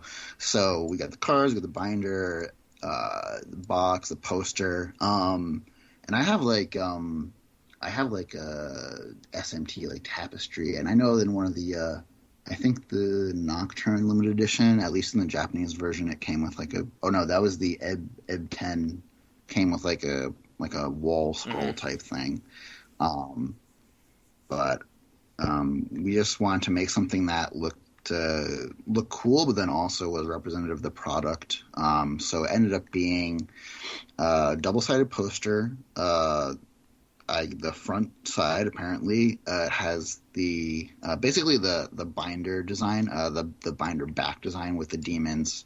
It's just kind of a larger, longer version, so you can hang that up vertically, you know, in your room. You put it above your bed when you go to sleep and look at Lucifer in the eyes. Or I love going to sleep and looking at 1990s Lucifer looking down at me, approving of all of my dreams. And then on the back, it's a card list. So you can have this horizontally. I'm not exactly sure if it has every card in the product, but it has, you know, a nice selection.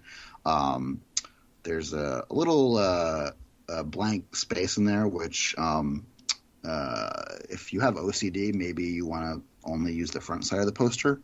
But yeah, it just has all the cards, and like it's just another way to just, you know, be able to be like, oh, this is what they all look like together. You know, if you want to close up the binder, you want to have it, you know, off limits. You can, Lock and you know, key. kind of check We're out gonna have the some. poster. We're gonna have going back to PSA. Someone's gonna hermetically seal a full binder PSA grade. The binder with cards.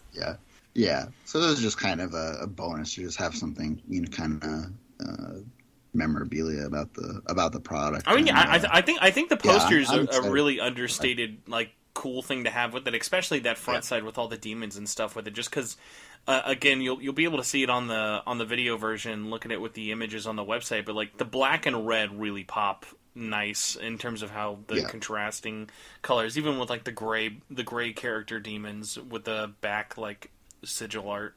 Yeah, and I don't know. Maybe this was just my like. When I was like a kid, I had the Nintendo Power, and they had like a poster like every month, and I was always like, now will this be bigger or in my smaller than a Nintendo Power poster? That's the $1 million question.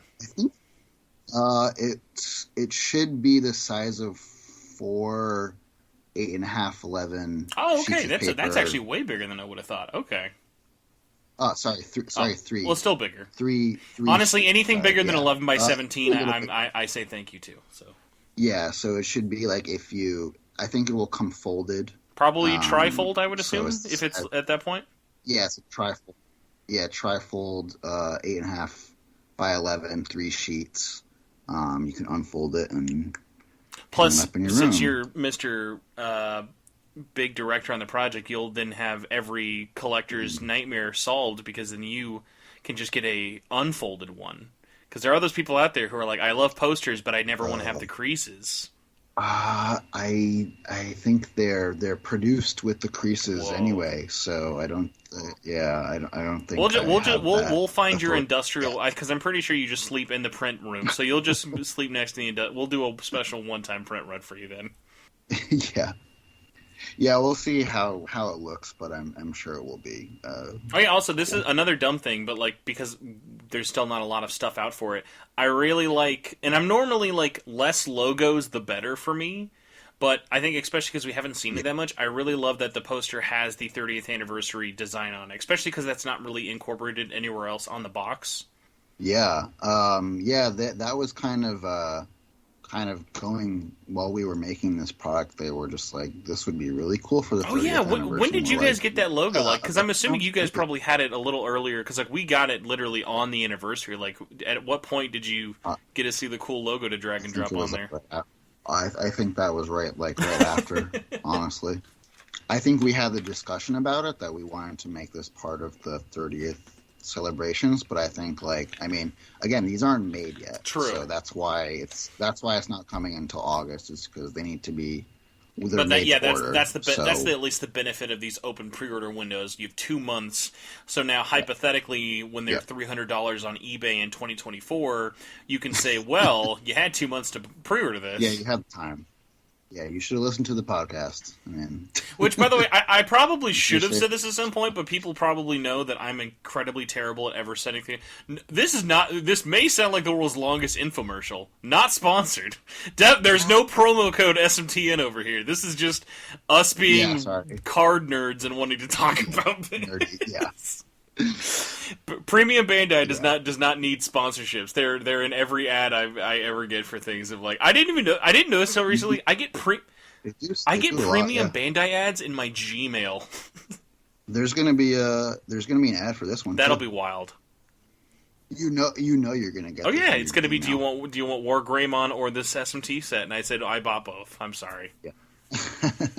Yeah, there'll be a little banner. I think at least they made one. I'm not sure how it will go out, but they made a little banner. I'm just like one of the reasons I've been dying to talk about this honestly is because I know that this is just going to be that little thing, especially like it's at least nice that even though it's been pushed back a couple times, like it'll be nice that it's kind of like a good holiday buying option of things, because like I just know so many Atlas fans who, even if they aren't into TCGs, would still want this because it's just a one set everything item, which I guess actually kind of leads into the last item, because I'm assuming the special storage box. Yeah. This is just the thing that holds everything, right? Yeah. So when you get this, it will be in a cardboard box, but then when you open that, it should be just the special storage box. It's gonna be wrapped in plastic, and then once you open that, I think that's gonna have all the contents laid out like individually inside of it.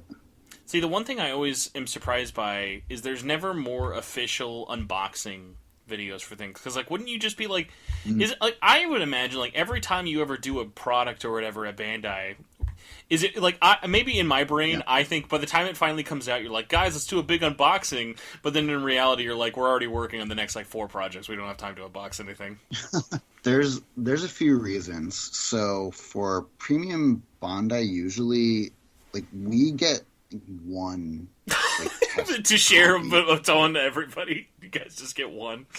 Yeah, like we get like one, and then we get a bunch of samples, but those are usually like only a few months before it goes out to the whole world. And then with Premium Bandai, a lot of times since it's sent by mail, it gets people at different times. We could do that. I mean, I'll see. And then usually that's the bigger thing. And I don't exactly know what the policy is for Atlas, but licensors are quite picky about who is showing off. True. That's a good point. Atlas tradition does dictate to get the voice of Yukiko or the voice of Yu Narukami and bring them on a live stream for at least 3 hours to talk about it. So there'd be a lot of hiring involved to open these packs. Yeah. And then by the time, like, also for other things, like, a lot of times if it goes to a distributor, like, someone just opens it on Instagram and is, like, in, like, some random store or something, and like, hey, I have this, I got all the cool cars, is what it looks like. And it just kind of, deflates, like, the whole fun and excitement thing. I feel like at least this is the weird one. For me, pictures are just such the worst way to experience cards. Like, because like we kind of talked about with scanning, it's like video gets there in a lot of ways, especially with like different options of like filming things and lighting. But it is like there is such that different feeling of looking at a static image of a card versus like that you're looking at someone holding this card, showing you all the angles, and like really kind of like geeking out over it. Yeah, definitely. I think cards are just notoriously not, because you can't see the texture, you can't see the shine. So that's why recently we're trying to show off more like videos of the cards and light hitting it. And for this one, I'm not sure. I mean, that will be my next job, I guess, how to promote this once it's like kind of coming out. Um, but hopefully we can do show off something that will make people, maybe if they're on the fence and then they finally see it and they're like, oh, that's actually really cool. But the problem is I don't think there's going to be anything by the time the pre-order window ends that I can show everyone. So this is I'm pitching you an idea that's too late, because obviously A, this would never happen, and B, this would involve paying me. So this would never happen. But I would rip off the Atlas Daily Demon video thing they've been doing with like their last two releases, where every day they do a video showing off one particular demon, where I would pick like one demon or partner card and like do a video or like a little media post of showing the image of the card, and then like in video being like, here's what they looked like in the game, here's the original card versus here's the other card, and like things like that, of like kind of doing that as like a fun little like, because even I feel like that would be very like easy to digest, friendly with like Facebook or Twitter, of like check out like the card of the day, like comparing OG Maya to new Maya and stuff like that. Yeah, that's a good point. I mean, I need to still see like what the plan is. It's like this will be available on on Atlas side and our side. I need to see what the plan is for getting them involved.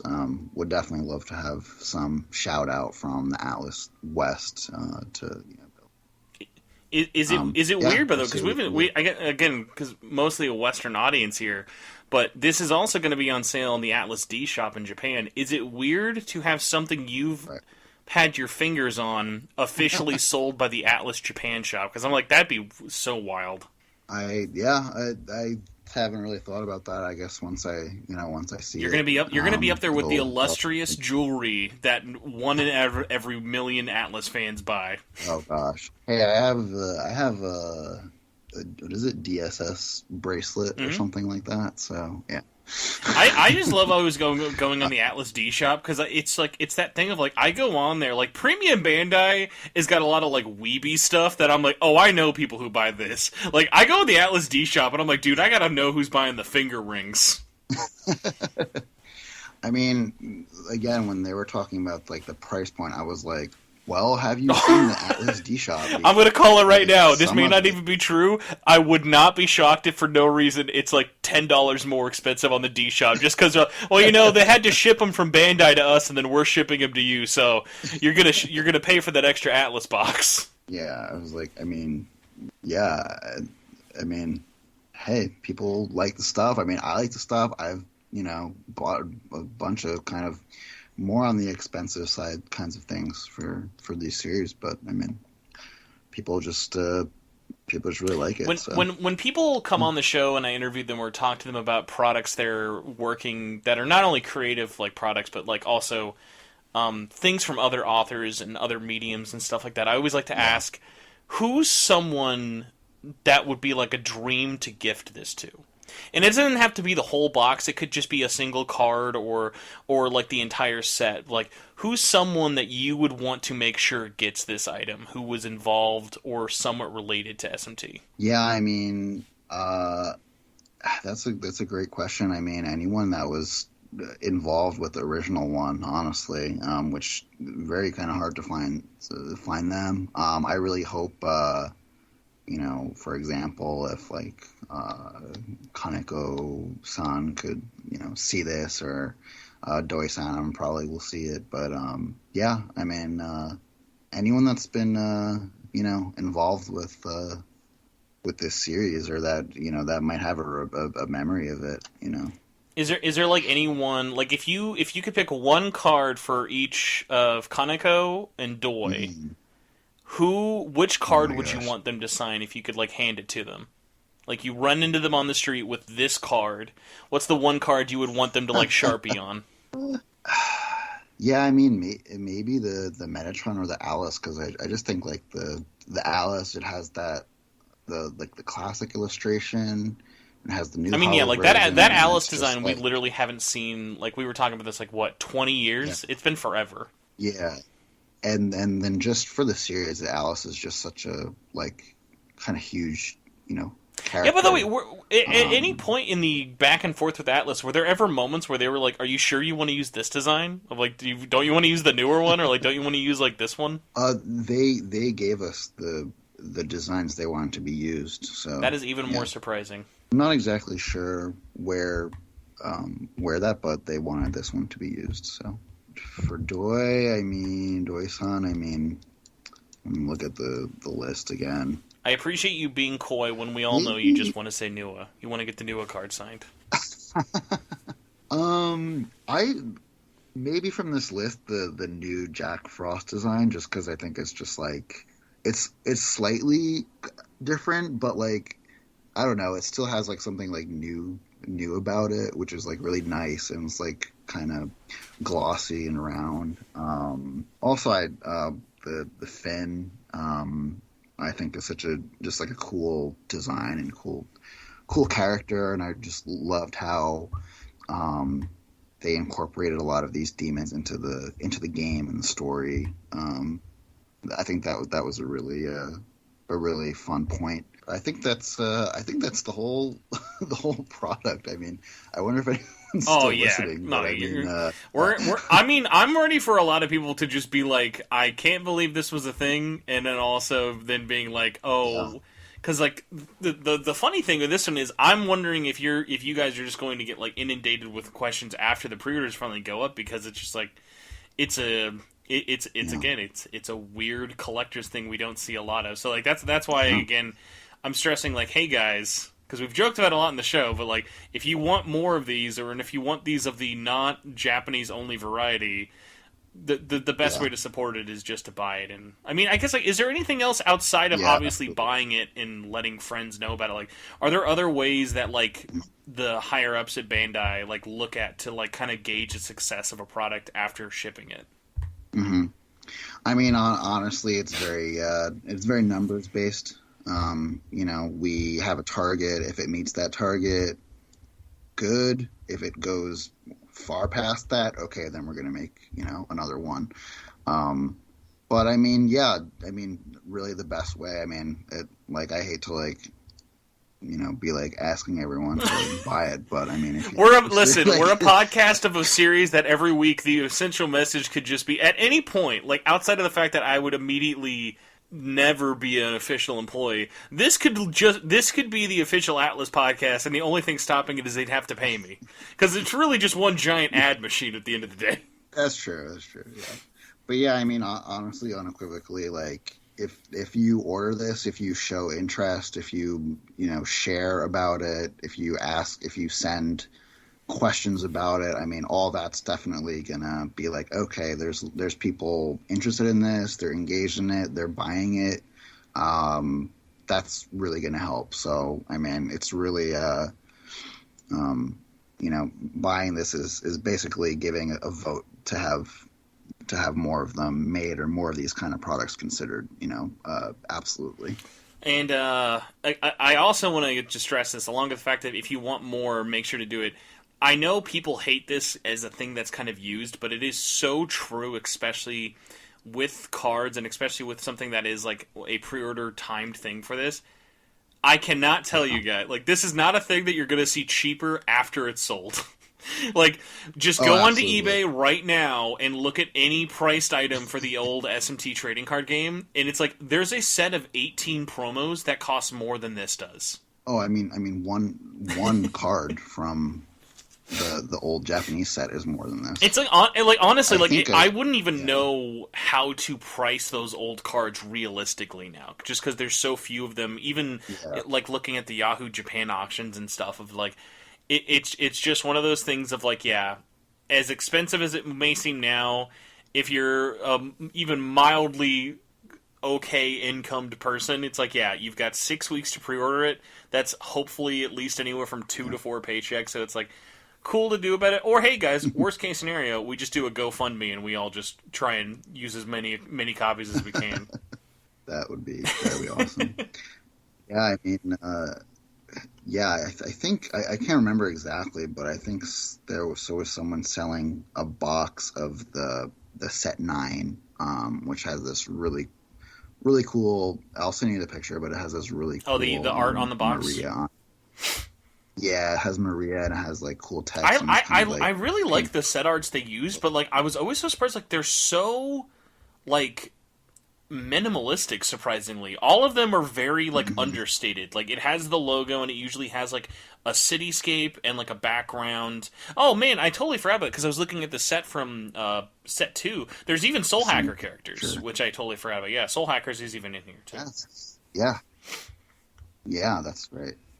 Yeah, some of them, and then some of the illustrations they use the Soul Hackers version as opposed to any of the other games. I like the lighter for comparison. Yeah, you can show that on the podcast. But anyways, this pack is like about $50 for one pack. So I mean, you can buy 3 packs which have 10 cards, or you can buy, get all of the cards, and all sorts of other nice goodies, and also my love, which I think is probably one. Yeah, of the I think in the additional notes, you've instructed us to have everyone put in there on the notes when purchasing, say Kyle made me buy this is what we have to put. I mean, I think we would all be really happy to see any kind of reception for this product. So looking forward to it. So. Before we wrap up, because I think I know we're definitely at least over hour and a half here, but I do have a couple fun what ifs here, which will also be a good kind of gauge of like where's Kyle at in terms of a SMT elitist fan that you are. Because you said you got into it with Nocturne, and obviously you're a grown adult, so you may or may not have as much free time in the world to play all the older or all the new stuff. How would you feel? Are we wanting, or how about this? How, as you as the fan, so I'm not the Bandai employee. Your opinions do not match Bandai in this. This is just you as an Atlas fan. How would you feel about a Tokyo Mirage Sessions card set? I don't know if there would be enough to make a full set of that. I do like that game. I also really like the art. If anything, that would make a great card set. I think those illustrations would be very suitable for a. Have you seen the Fire Emblem TCG set that they did the collabs with? Yeah. Oh yeah. Those are really nice. I forgot which artists they got to work on them, but I have a couple of them and they're really nice. I think I had those. I think I sold them because I was not working at that time. I can relate. Literally, once we're done with the show, I am going to be rummaging through my entire house of things to sell because I will be, for the first time in my life, a vendor at a convention. So we'll see how fun or nightmarish that'll be. Yeah, I was playing the Cypher card game. I think when I just started working here, but I don't know. But anyways, yeah, I mean, I would love to see all sorts of different.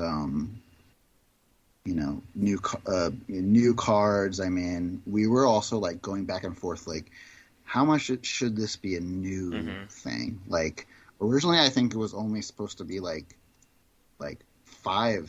Shin Megami 5 SMT5 cards. I think so. I think something like that. But then I think as we were going along, 2 things happened, which was the popularity of it exploded, and also we found that there were less and less demons that we could use because of the illustration reasons or religious reasons. Or okay, we can keep using older sets, but then we're not going to have anything left if we do a new product. But we have this untapped SMT5 that we can use. So we can thank you for you. So we can thank Doy's Angel for not being an S&M freak, since they can't use the S&M freak angel. Yeah, exactly. Yes, thank you for the the clean and suitable PC illustration. It's nightmare Very fuel, much. but it is more safe for work. Yeah. So another one then, less up Nintendo alley for you. How would you feel about a Soul Hackers set? If you do you think there'd be much like usability there? Like for the newer game. Oh yeah, so it older would keep the same format, but Soul Hackers 2, which by the way would be so funny just to see the Soul Hackers 1 art next to the Soul Hackers 2 art for the cards. Just looking at Ringo next to like Sakurai. I think I'm not sure how many, but I know there's a bunch of the Soul Hackers illustrations used in this product. Soul Hackers 2, yeah, I think again, just in general, Shin Megami Tensei itself is, it's like in between the major and minor. It's kind of this like very core, but also like more recently have more mass appeal, especially with Persona. So I'm not sure if that would be appropriate for like a full product. But again, like if there's a demand and people are like, look, like we need the limited edition. We Soul need Hackers Ringo 2. Frost on the shiniest card possible. Like, honestly, Yeah, I feel like you could just make a playmat that's just Ringo's jacket, and that could be it. Yeah, I'm excited just to see how once this is out in the world, because it's basically been in my head and then in the office for like, I guess, incubating for like 2 years, I think, or more maybe. To see what people what they like about it, what they don't like about it, what they want in another one. I'm really excited to see. Yeah, that's a good point. Like I didn't even think about like reviewing this will be interesting because like people can't really do the general, like no one's going to complain to you about pull rates, so it'll be interesting to kind of see what do they think of the overall product, of like how that kind of breaks down. Actually kind of leading into something I forgot to ask you, and I know since it's the world's first TCG that's a CCG, was there any point you guys kind of thought, because Premium Bandai does a ton of playmats, at any point were you guys thinking, should we try and do a playmat for this thing? Because I looked up, when I was looking up the rules for it, oh my god, the playmat I forgot is such a mess for this game. Like all the squares. Yeah. I think it was kind of one thing that came up. Like we want to put something in it to justify kind of the larger or higher price. But again, as this is more of a collection focused thing, if you get a playmat, you can't really play with it. It's it kind of goes against the theme. So also playmats are heavy and expensive. Really? I always wondered like where the over under is on that, because it's like every company does them differently. Do I have any Bandai ones? Yes, I actually do. I got the premium pack, I think it was like Premium Pack 4, whatever Digimon, the first playmat you guys did for Digimon, that was just a playmat, not like another bundle set. That's my only one you guys have, but yeah, that one, you guys use a very thick rubber and stuff for it. It's very nice. Yeah, the rubber raw material cost is going up insanely since coronavirus, and then the shipping costs also insanely going up. So hence why Digimon is finally, after 2 years, getting binders and not playmats. Thanks, rubber shortages. Yeah. Have you seen the only two that officially exist? So there are two official ones by Weiss Schwarz. Weiss Schwarz has the Persona 4 one, which I have, which is actually really nice. It's I actually use it until I got my Digimon one. Actually, that was like my background whenever I was doing like unboxing stuff, because it's just that bright yellow background from Persona 4, and then it's the silhouette cutout of each character with their primary color. And like that was really, really nice. And then literally for Persona 5, they just took a random background that was just red, the Phantom Thieves logo, and said Persona 5, and that was the one for P5. And everyone was like, "Oh yeah, that sucks." Like that one was such a whatever. But like that one I remember asking, that was due to the fact that they were doing it before P5 was out, so Atlas probably was a lot more strict about what they could do. That's really hard. That's really tough.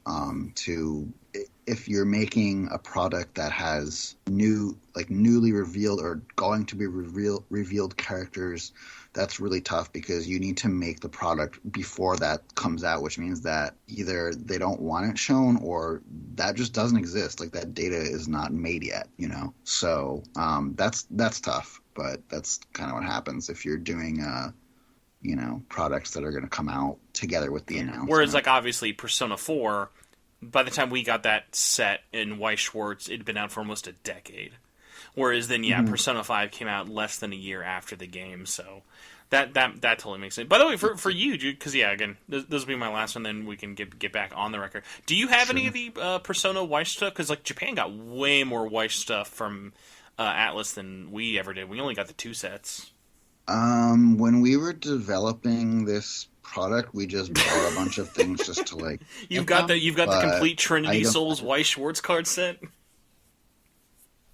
I just bought whatever. I need to see whenever you're all done with this, you should like take a picture of all the reference stuff you had to buy. Just be like, here's all the weird things we bought. So, I spent a lot of money on Yahoo Auctions buying these random. Those must have. Hey, that's at least a fun expense report to fill out after. It's a development fee. That's it. So it's much.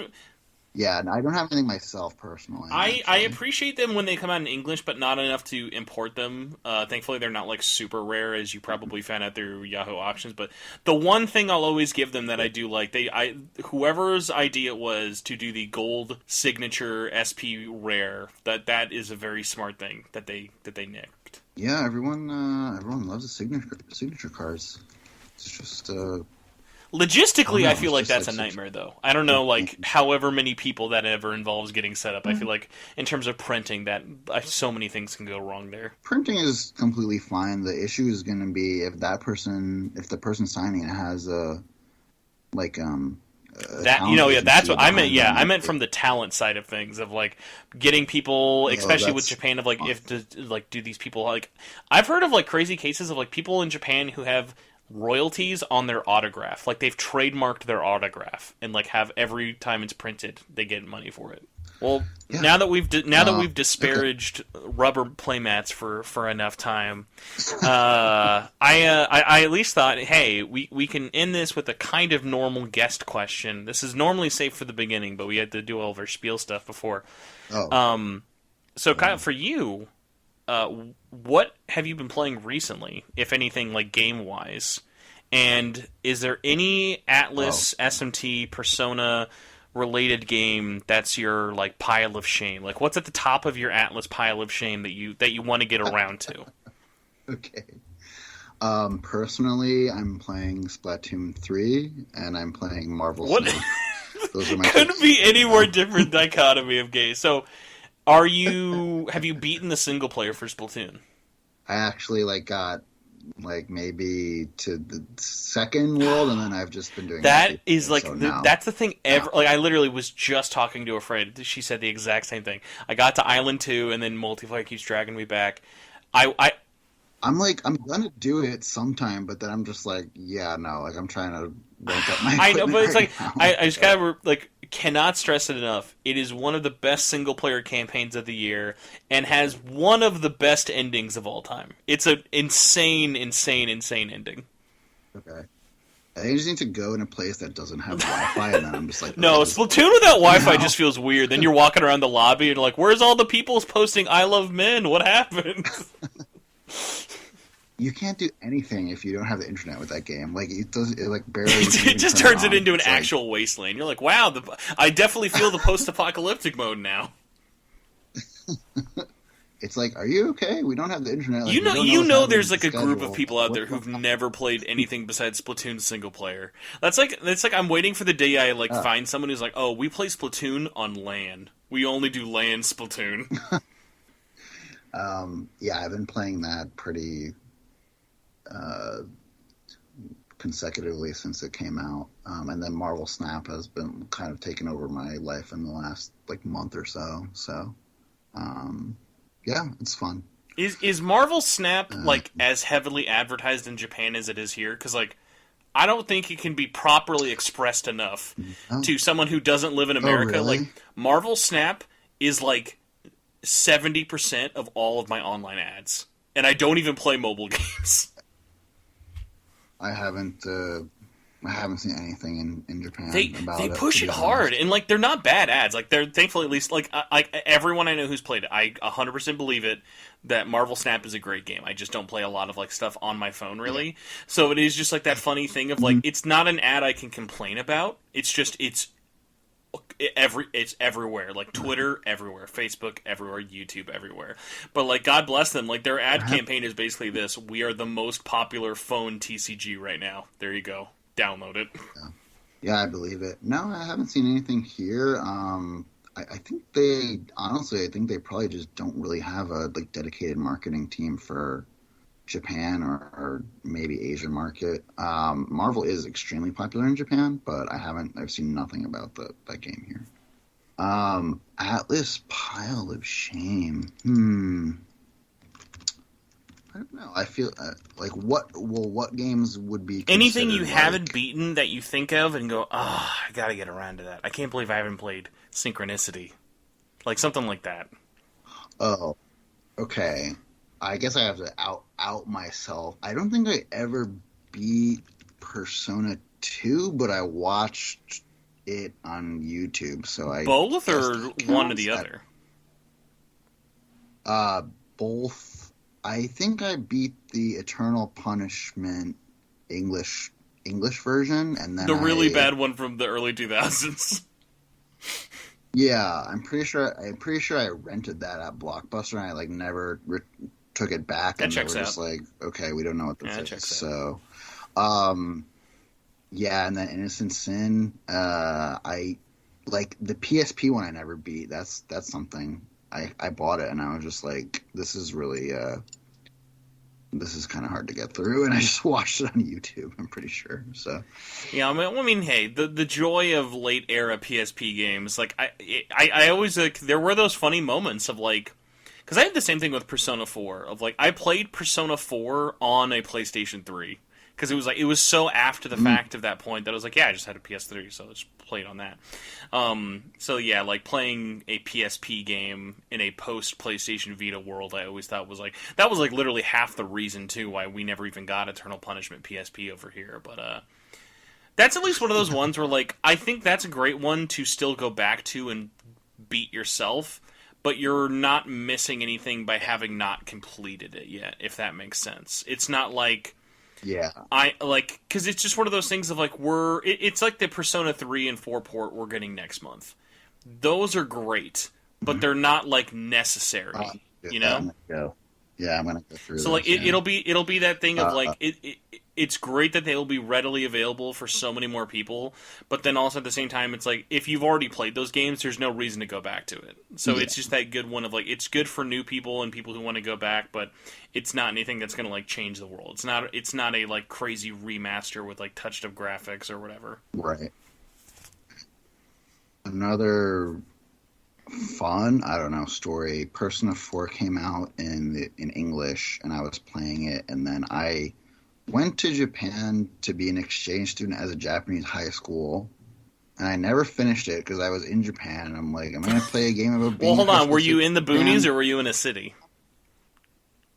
I was in a city, There you go. You actually, should have so kept it's a playing it. little You'd bit have been like, different. "Oh, I missed it out in the real Japan." I lived like an hour from a city though, so like yeah. But I never beat it until the Golden came out when I was in college. So, but I'm happy I did, and I'm gonna play it again when it comes out on the Switch. It'll finally kick you out of the big run for Splatoon. Sorry, Splatoon. I've got to go play the world's best Vita game. Yeah, it's fun. I'm looking forward to that.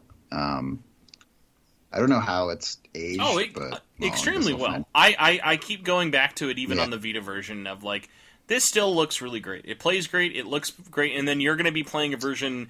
yeah, the Vita one Yeah, for like sure. it's Yeah, that funny thing of like even people like I saw people recently with the Persona 3 pre-order information going up this week. People were like, "Oh, I can't believe." look how ugly Portable looks for Persona 3. I'm like, guys, that's a 13-year-old PSP game. Like, what were you expecting this game to look like? Like, this looks like here's the job. Does it run? Great. It looks great. Like, the game's going to be running at like 4K. Like, they're not going to like go and like because like it was so funny. Like, people were like just like looking like it because it's always that vocal minority. Like, obviously most people are just going to play it and be happy, but it is funny of like looking at the try hard conversations of like if you look in the background, you can see they're clearly not up-res. Like, of course they're not going to be up-res. I think they forgot that the PSP came out 18 years ago. It's like, did you know if you zoom in to this game that was originally developed for a 240p screen on a 4K monitor, it looks a little blurry? Like, you don't say. It's like, guys, Resident Evil Remake on GameCube still looks blurry. Like, we aren't an exception. Oh, yeah. Yeah. But no. Yeah, I guess the other thing was I never beat Persona Q2. Well, I mean, no offense, that's just Persona Q2's fault because it was a 2019 3DS release. Yeah, I got it. I liked the first one, but I was just like, I don't know. That's screaming for a collection. If they ever finally get Persona Q 1 and 2 on a collection, I feel like there will be so many people who go, oh my god, where was this game my whole life? And people will just say, on a system that released 2 years after the Nintendo Switch.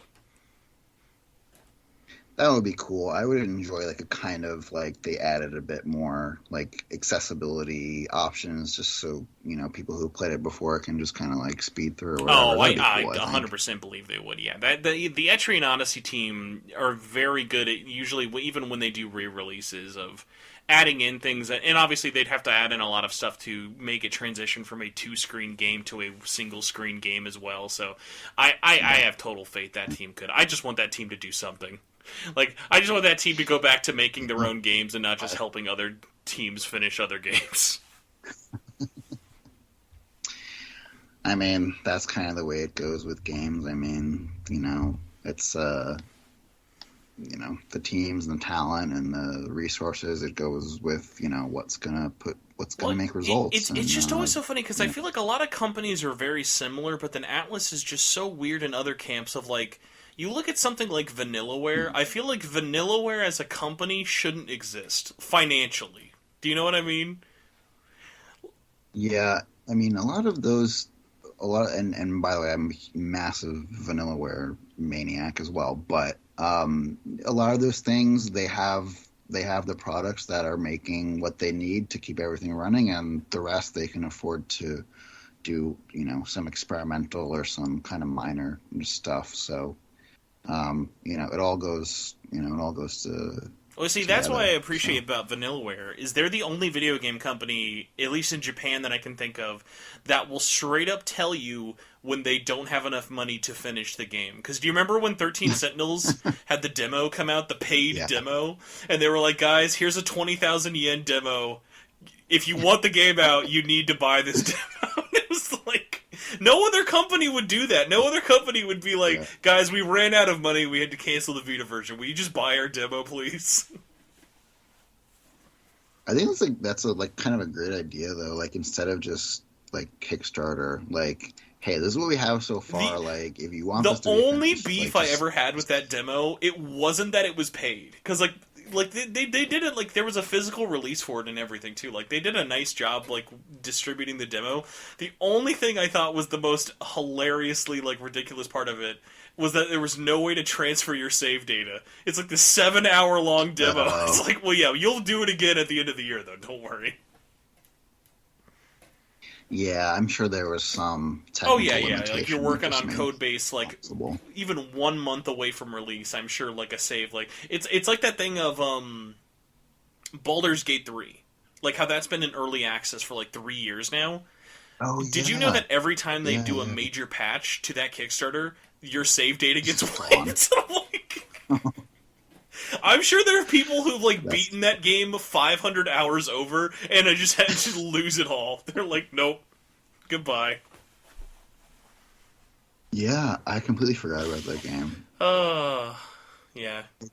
I had many any Baldur's Gate 2 hours That back in the that was day. my big So, one. Baldur's Gate 2 on PS2. I sunk a yeah, lifetime into growing up.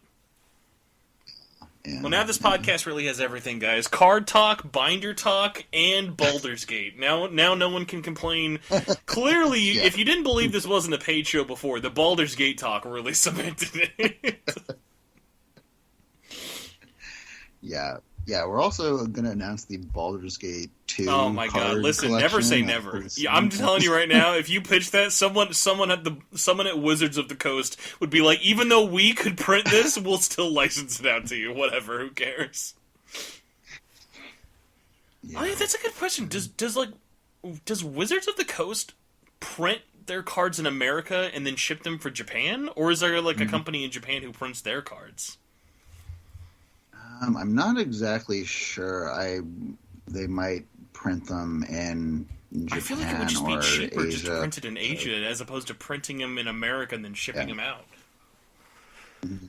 But That's a really hot topic in the trading card game industry. Is it cheaper to print them somewhere and ship them, or do it locally? It's definitely faster to get everything done if they do it locally.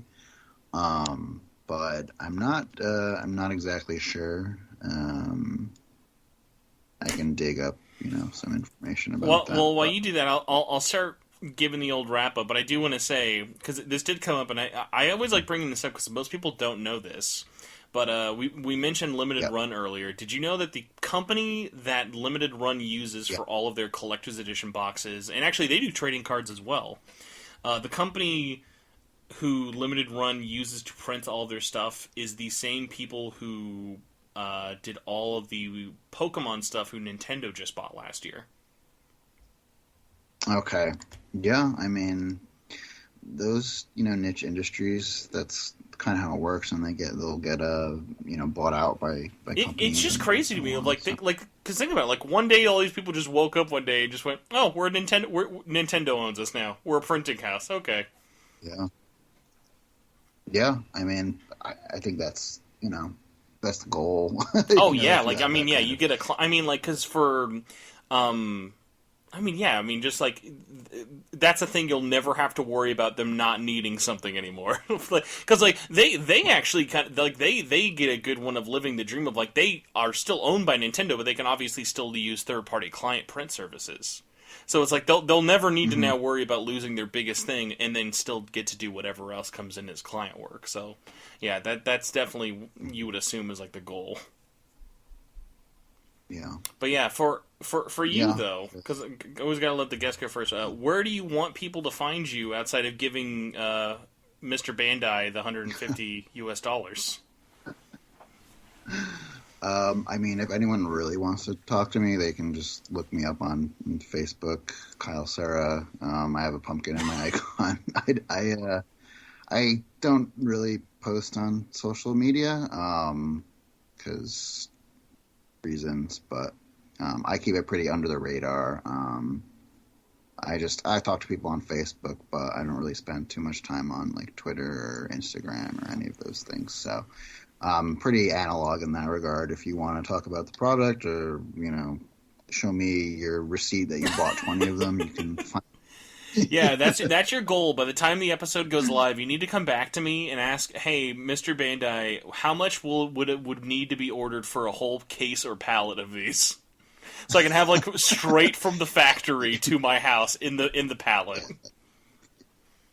Yeah, you can have like a exclusive dinner with me if you buy like 50. We'll products or be something only like that. eating at the Spy Family Burger King, but it will be an exclusive dinner. I hope you're ready for the Diablo 4 burger or whatever it's called, the Lilith burger. The Lilith Burger, while Halsey sings to us in the background. It'll be very on brand.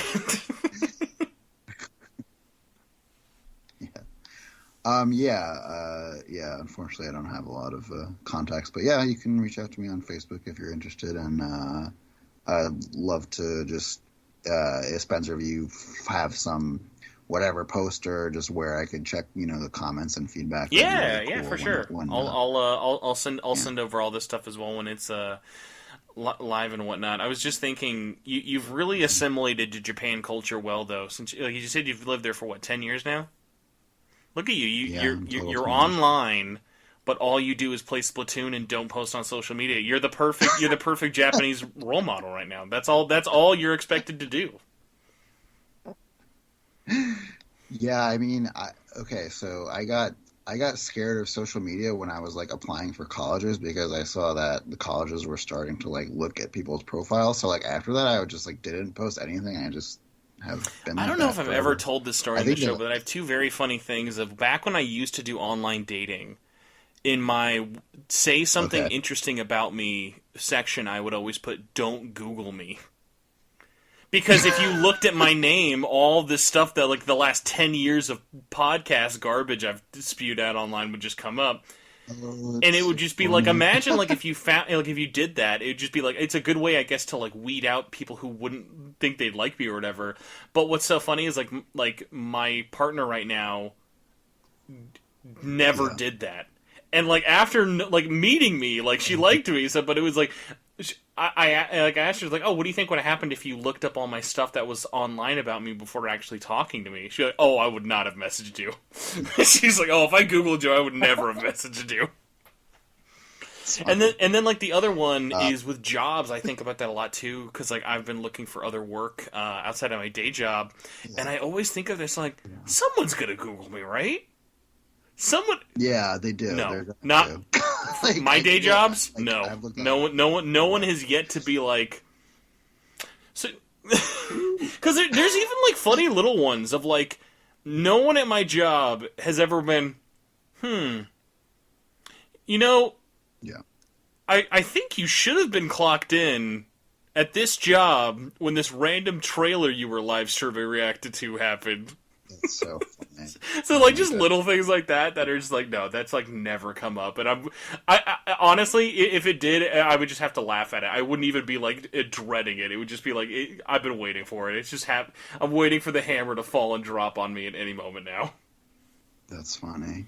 I just Googled myself to see what happened. I don't know if it's for you, but I'm the first result on LinkedIn, so that's cool. Yeah, there's I no one guess. else And with then, my name spelling, even though my last name is derivative of Elvis. Oh, really? The way my last name is spelled, there's literally only one person with my name, so that makes it easy too. That's- Plus, I think also another thing is I don't have an online alias, so like I just go by my name. Okay. Yeah. Okay. That's yeah.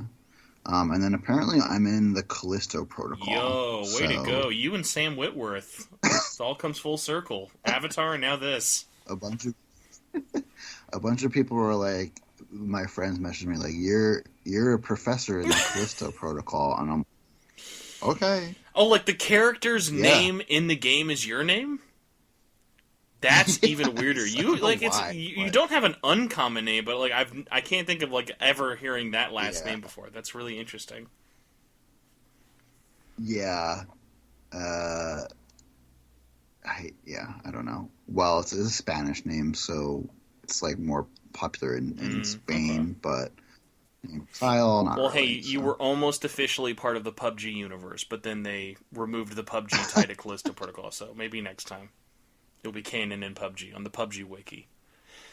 Anytime anyone plays Callisto Protocol, just always remember that this was made to be a PUBG game. That's the best part. I always think about that because that was originally pitched as in the PUBG universe. Here is a horror thing happening, and then they cut it off. Funny, I had no idea about that. That's funny. All the useless things my brain knows. Yeah, I missed that. But you know what's not useless? All the people who listen to this show. If you listen to this and made it through all of our Binder talk and PUBG talk, I appreciate you all for listening. This point, I should take one for free for just being here. It's the mercy gift. That's what the Santa gift is for. But I do want to at least thank everybody. If you somehow, I'm sure actually we'll probably get a lot of new listeners due to the topic being very current and not a lot of. Oh, I would love. So Yeah. if you are love new, it. thank you for listening. Consider subscribing. We've got YouTube, iTunes, Spotify, wherever you want to listen to us or watch us. Anywhere is appreciated. Again, if you have thoughts, comments, or questions on this, please post them, whether it be Twitter, our Discord, Facebook page, all that stuff. I will pass along the message if it's not readily available, or answer them if I can myself. But yeah, also to everyone who does listen regularly and supports the show on Patreon, I want to give a big shout out to all the SMTN Patreon people. So if you enjoyed the show and want to donate $1 a month, it's always appreciated. Usually get perks, usually get the show free. I mean, usually get the show early. You'll not be getting it early this week. We're not breaking NDAs today. Not on purpose this time. But the $5 and up people, they get the extra big shout out because the executive producer tier. So big shout out to all of the executive producers who made this episode possible, like Jagingus, Budweiser Tall Cans, Carlos Hernandez, Contraband, Crossrenren, Dr. Luma, K-Horse, Patrick Dissart, Philip Meyer, Solaire, and Cameron Sharp. Thank you guys so much. And everyone else, even at the $1 and up tier. It's always super duper appreciated because, I mean, let's be honest. I need 3 months of... I mean, I'm just saying, 3 months of Patreon. At its current rate, I could afford one of these box sets. So it's feeding into the snake. The forever-eating serpent of card addiction. We're making it happen. That's funny. Yeah, we need to do the last plug about the order dates. I don't think we actually we did it. We did yet, at the start of the show, but I still have it pulled up. So yes, we can do it again and end it for sure. So USD at least 150. All the cards, all the holos, binder, poster, big sexy box. Don't forget the nine sleeves in the binder. Those are the big one. Pre-order now, and then pre-order before if you're a weirdo and want to wait till last minute. Make sure you pre-order by February 26th. Yes. Everyone should, when they get their, little Christmas presents, they should save it and then just go right to Premium Bandai and just get this. And then it'll come to you in August 2023. And this thing will just show up.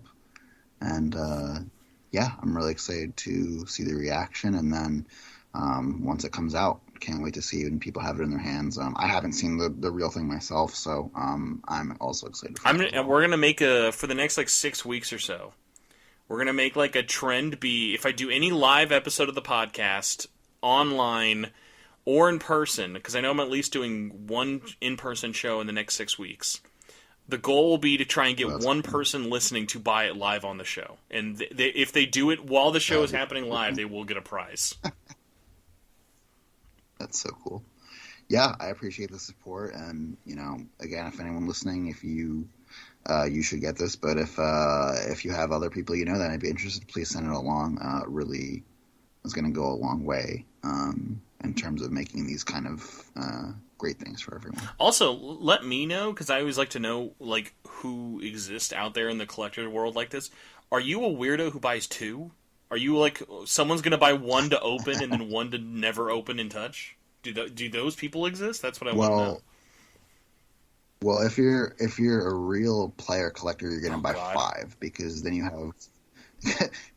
have one of each copy for 4 cards for your deck, and then you have one. Okay, all right. I want you to know when I got into TCGs last year, and because the thing with Digimon is if you buy a deck, and I think One Piece and the others are the same, you've got to buy 2 of every deck because you got to have a full set. I was like, no, I'm not doing that. You need the play set, or you're not going to be playing with the meta. Here's my meta: I buy the cards, and I pray someday my wife will either want to play with me, or I'll find more people locally who will play with me. Until then, I enjoy buying the cards and going, "These are fun." Yeah. Oh man, the meta! I always forget about. Yeah, you got to get the different set. No, dude, I don't have 4 Alices. I'm not even part of the meta if I don't get a whole set of Metatron. Yeah, max rarity. Max capacity Alice's. Oh my gosh. Yeah, I mean, honestly, because it comes with, most of them will be 1 card for a lot of the designs. There will be ones of people who are no, dude, I need 5 Koshimizu cards, so I gotta buy 5 of these sets. Honestly, yeah, that'll be so funny. What the singles market for this will be. Because, people will sell, I'm sure there will be some people out there, honestly... This isn't a terrible idea if you wanted to think of, because if someone's out there I only want a couple of cards, you could probably just sell the cards you don't want and make your money back after the fact too. That probably will happen after it's out for a while and the pre-orders are finished, because that usually happens with the other products. Like, you're better off just ordering it and getting everything, because after that, if you're just buying a few things, like, is usually We're about the gonna same have price. this conversation in 5 years, Kyle. I'm gonna send you an eBay listing for the like random like Nua card is $150 on its own. I wouldn't be surprised, to be honest. So, All right. yeah. So before we leave and say goodbye, we're gonna make it spicy / make this the comment question of the week for everybody. Place your predictions now. What will be the most sought after card of this set? And the card list will be live for everyone to see once it's there. Yeah. Like, what's the one card everyone's going to be like, I need this card out of the set for your predictions? Because I have one, and it's definitely going to be wrong, but I think I'm mostly thinking it because it's such a out of left field pick. But if you have one already, I'll let you go first. Otherwise, I can say mine. Wow. I'm trying to look at the list and see which is the most, let's say, aesthetically pleasing female type. Oh, that is true. I always forget about the waifu tax. I learned about that because again, I've been out of TCGs for so many years until last year. Like when I was, what was it the one I was buying where I really felt it hard? The Digimon Cyber Sleuth cards. I was looking for the box topper of the only female one, and I was like, why is she 3 times more expensive? Oh, she's a woman. Yeah. No, that's a real thing. Even if the card rarity or the pull rate is the same, like if it's got a waifu, it's like more expensive. I think maybe I don't know. Maybe the Maya card, maybe the protagonist card from SMT3, just because it's such a like well-known like character. The Nua card, maybe, or the Tau card, maybe. The Idun card. The Idun was my bet. It was either going to be Idun or Maya. Yeah. Or those will be a weird one. The one that all the old nerds like us will just be happy to have a Frost 5 card. That'll be ours. We're happy about. And we also learned that there is a hyphen in all the Frost, like Ichigo Frost. It's not a space. It is a hyphen. Yep, that's canon. On the opposite side of things, did you know Persona 5 doesn't actually exist? Persona 5 is just Persona with the number 5 after A. There's no space. It is just Persona 5. Oh. It's the only game that did that for no reason. I believe it. Oh, yeah.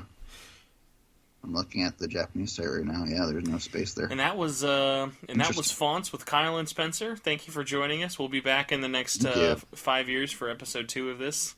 It'll be a look back of the TCG market we've created. And oh gosh. What have we done? Oh yeah, that'll be it. It'll be like, oh my god, we never knew. It was Loki. Loki was the card everyone wanted. And then we found out that there was a misprint, and ISIS actually was all capitals, so then ISIS had to get the card banned, and then there was a news story saying ISIS now banned in Japan, and it was a whole ordeal. It could happen. All right, everybody. Well, thank you for listening. Kyle, thank you for joining me on this journey of debauchery that we've been on. Yeah. Okay, now is where we will just say goodbye to everybody, and I will begin my night and allow you to finally begin the rest of your day. So thanks for listening, everybody, and goodbye. Okay, thanks, everyone.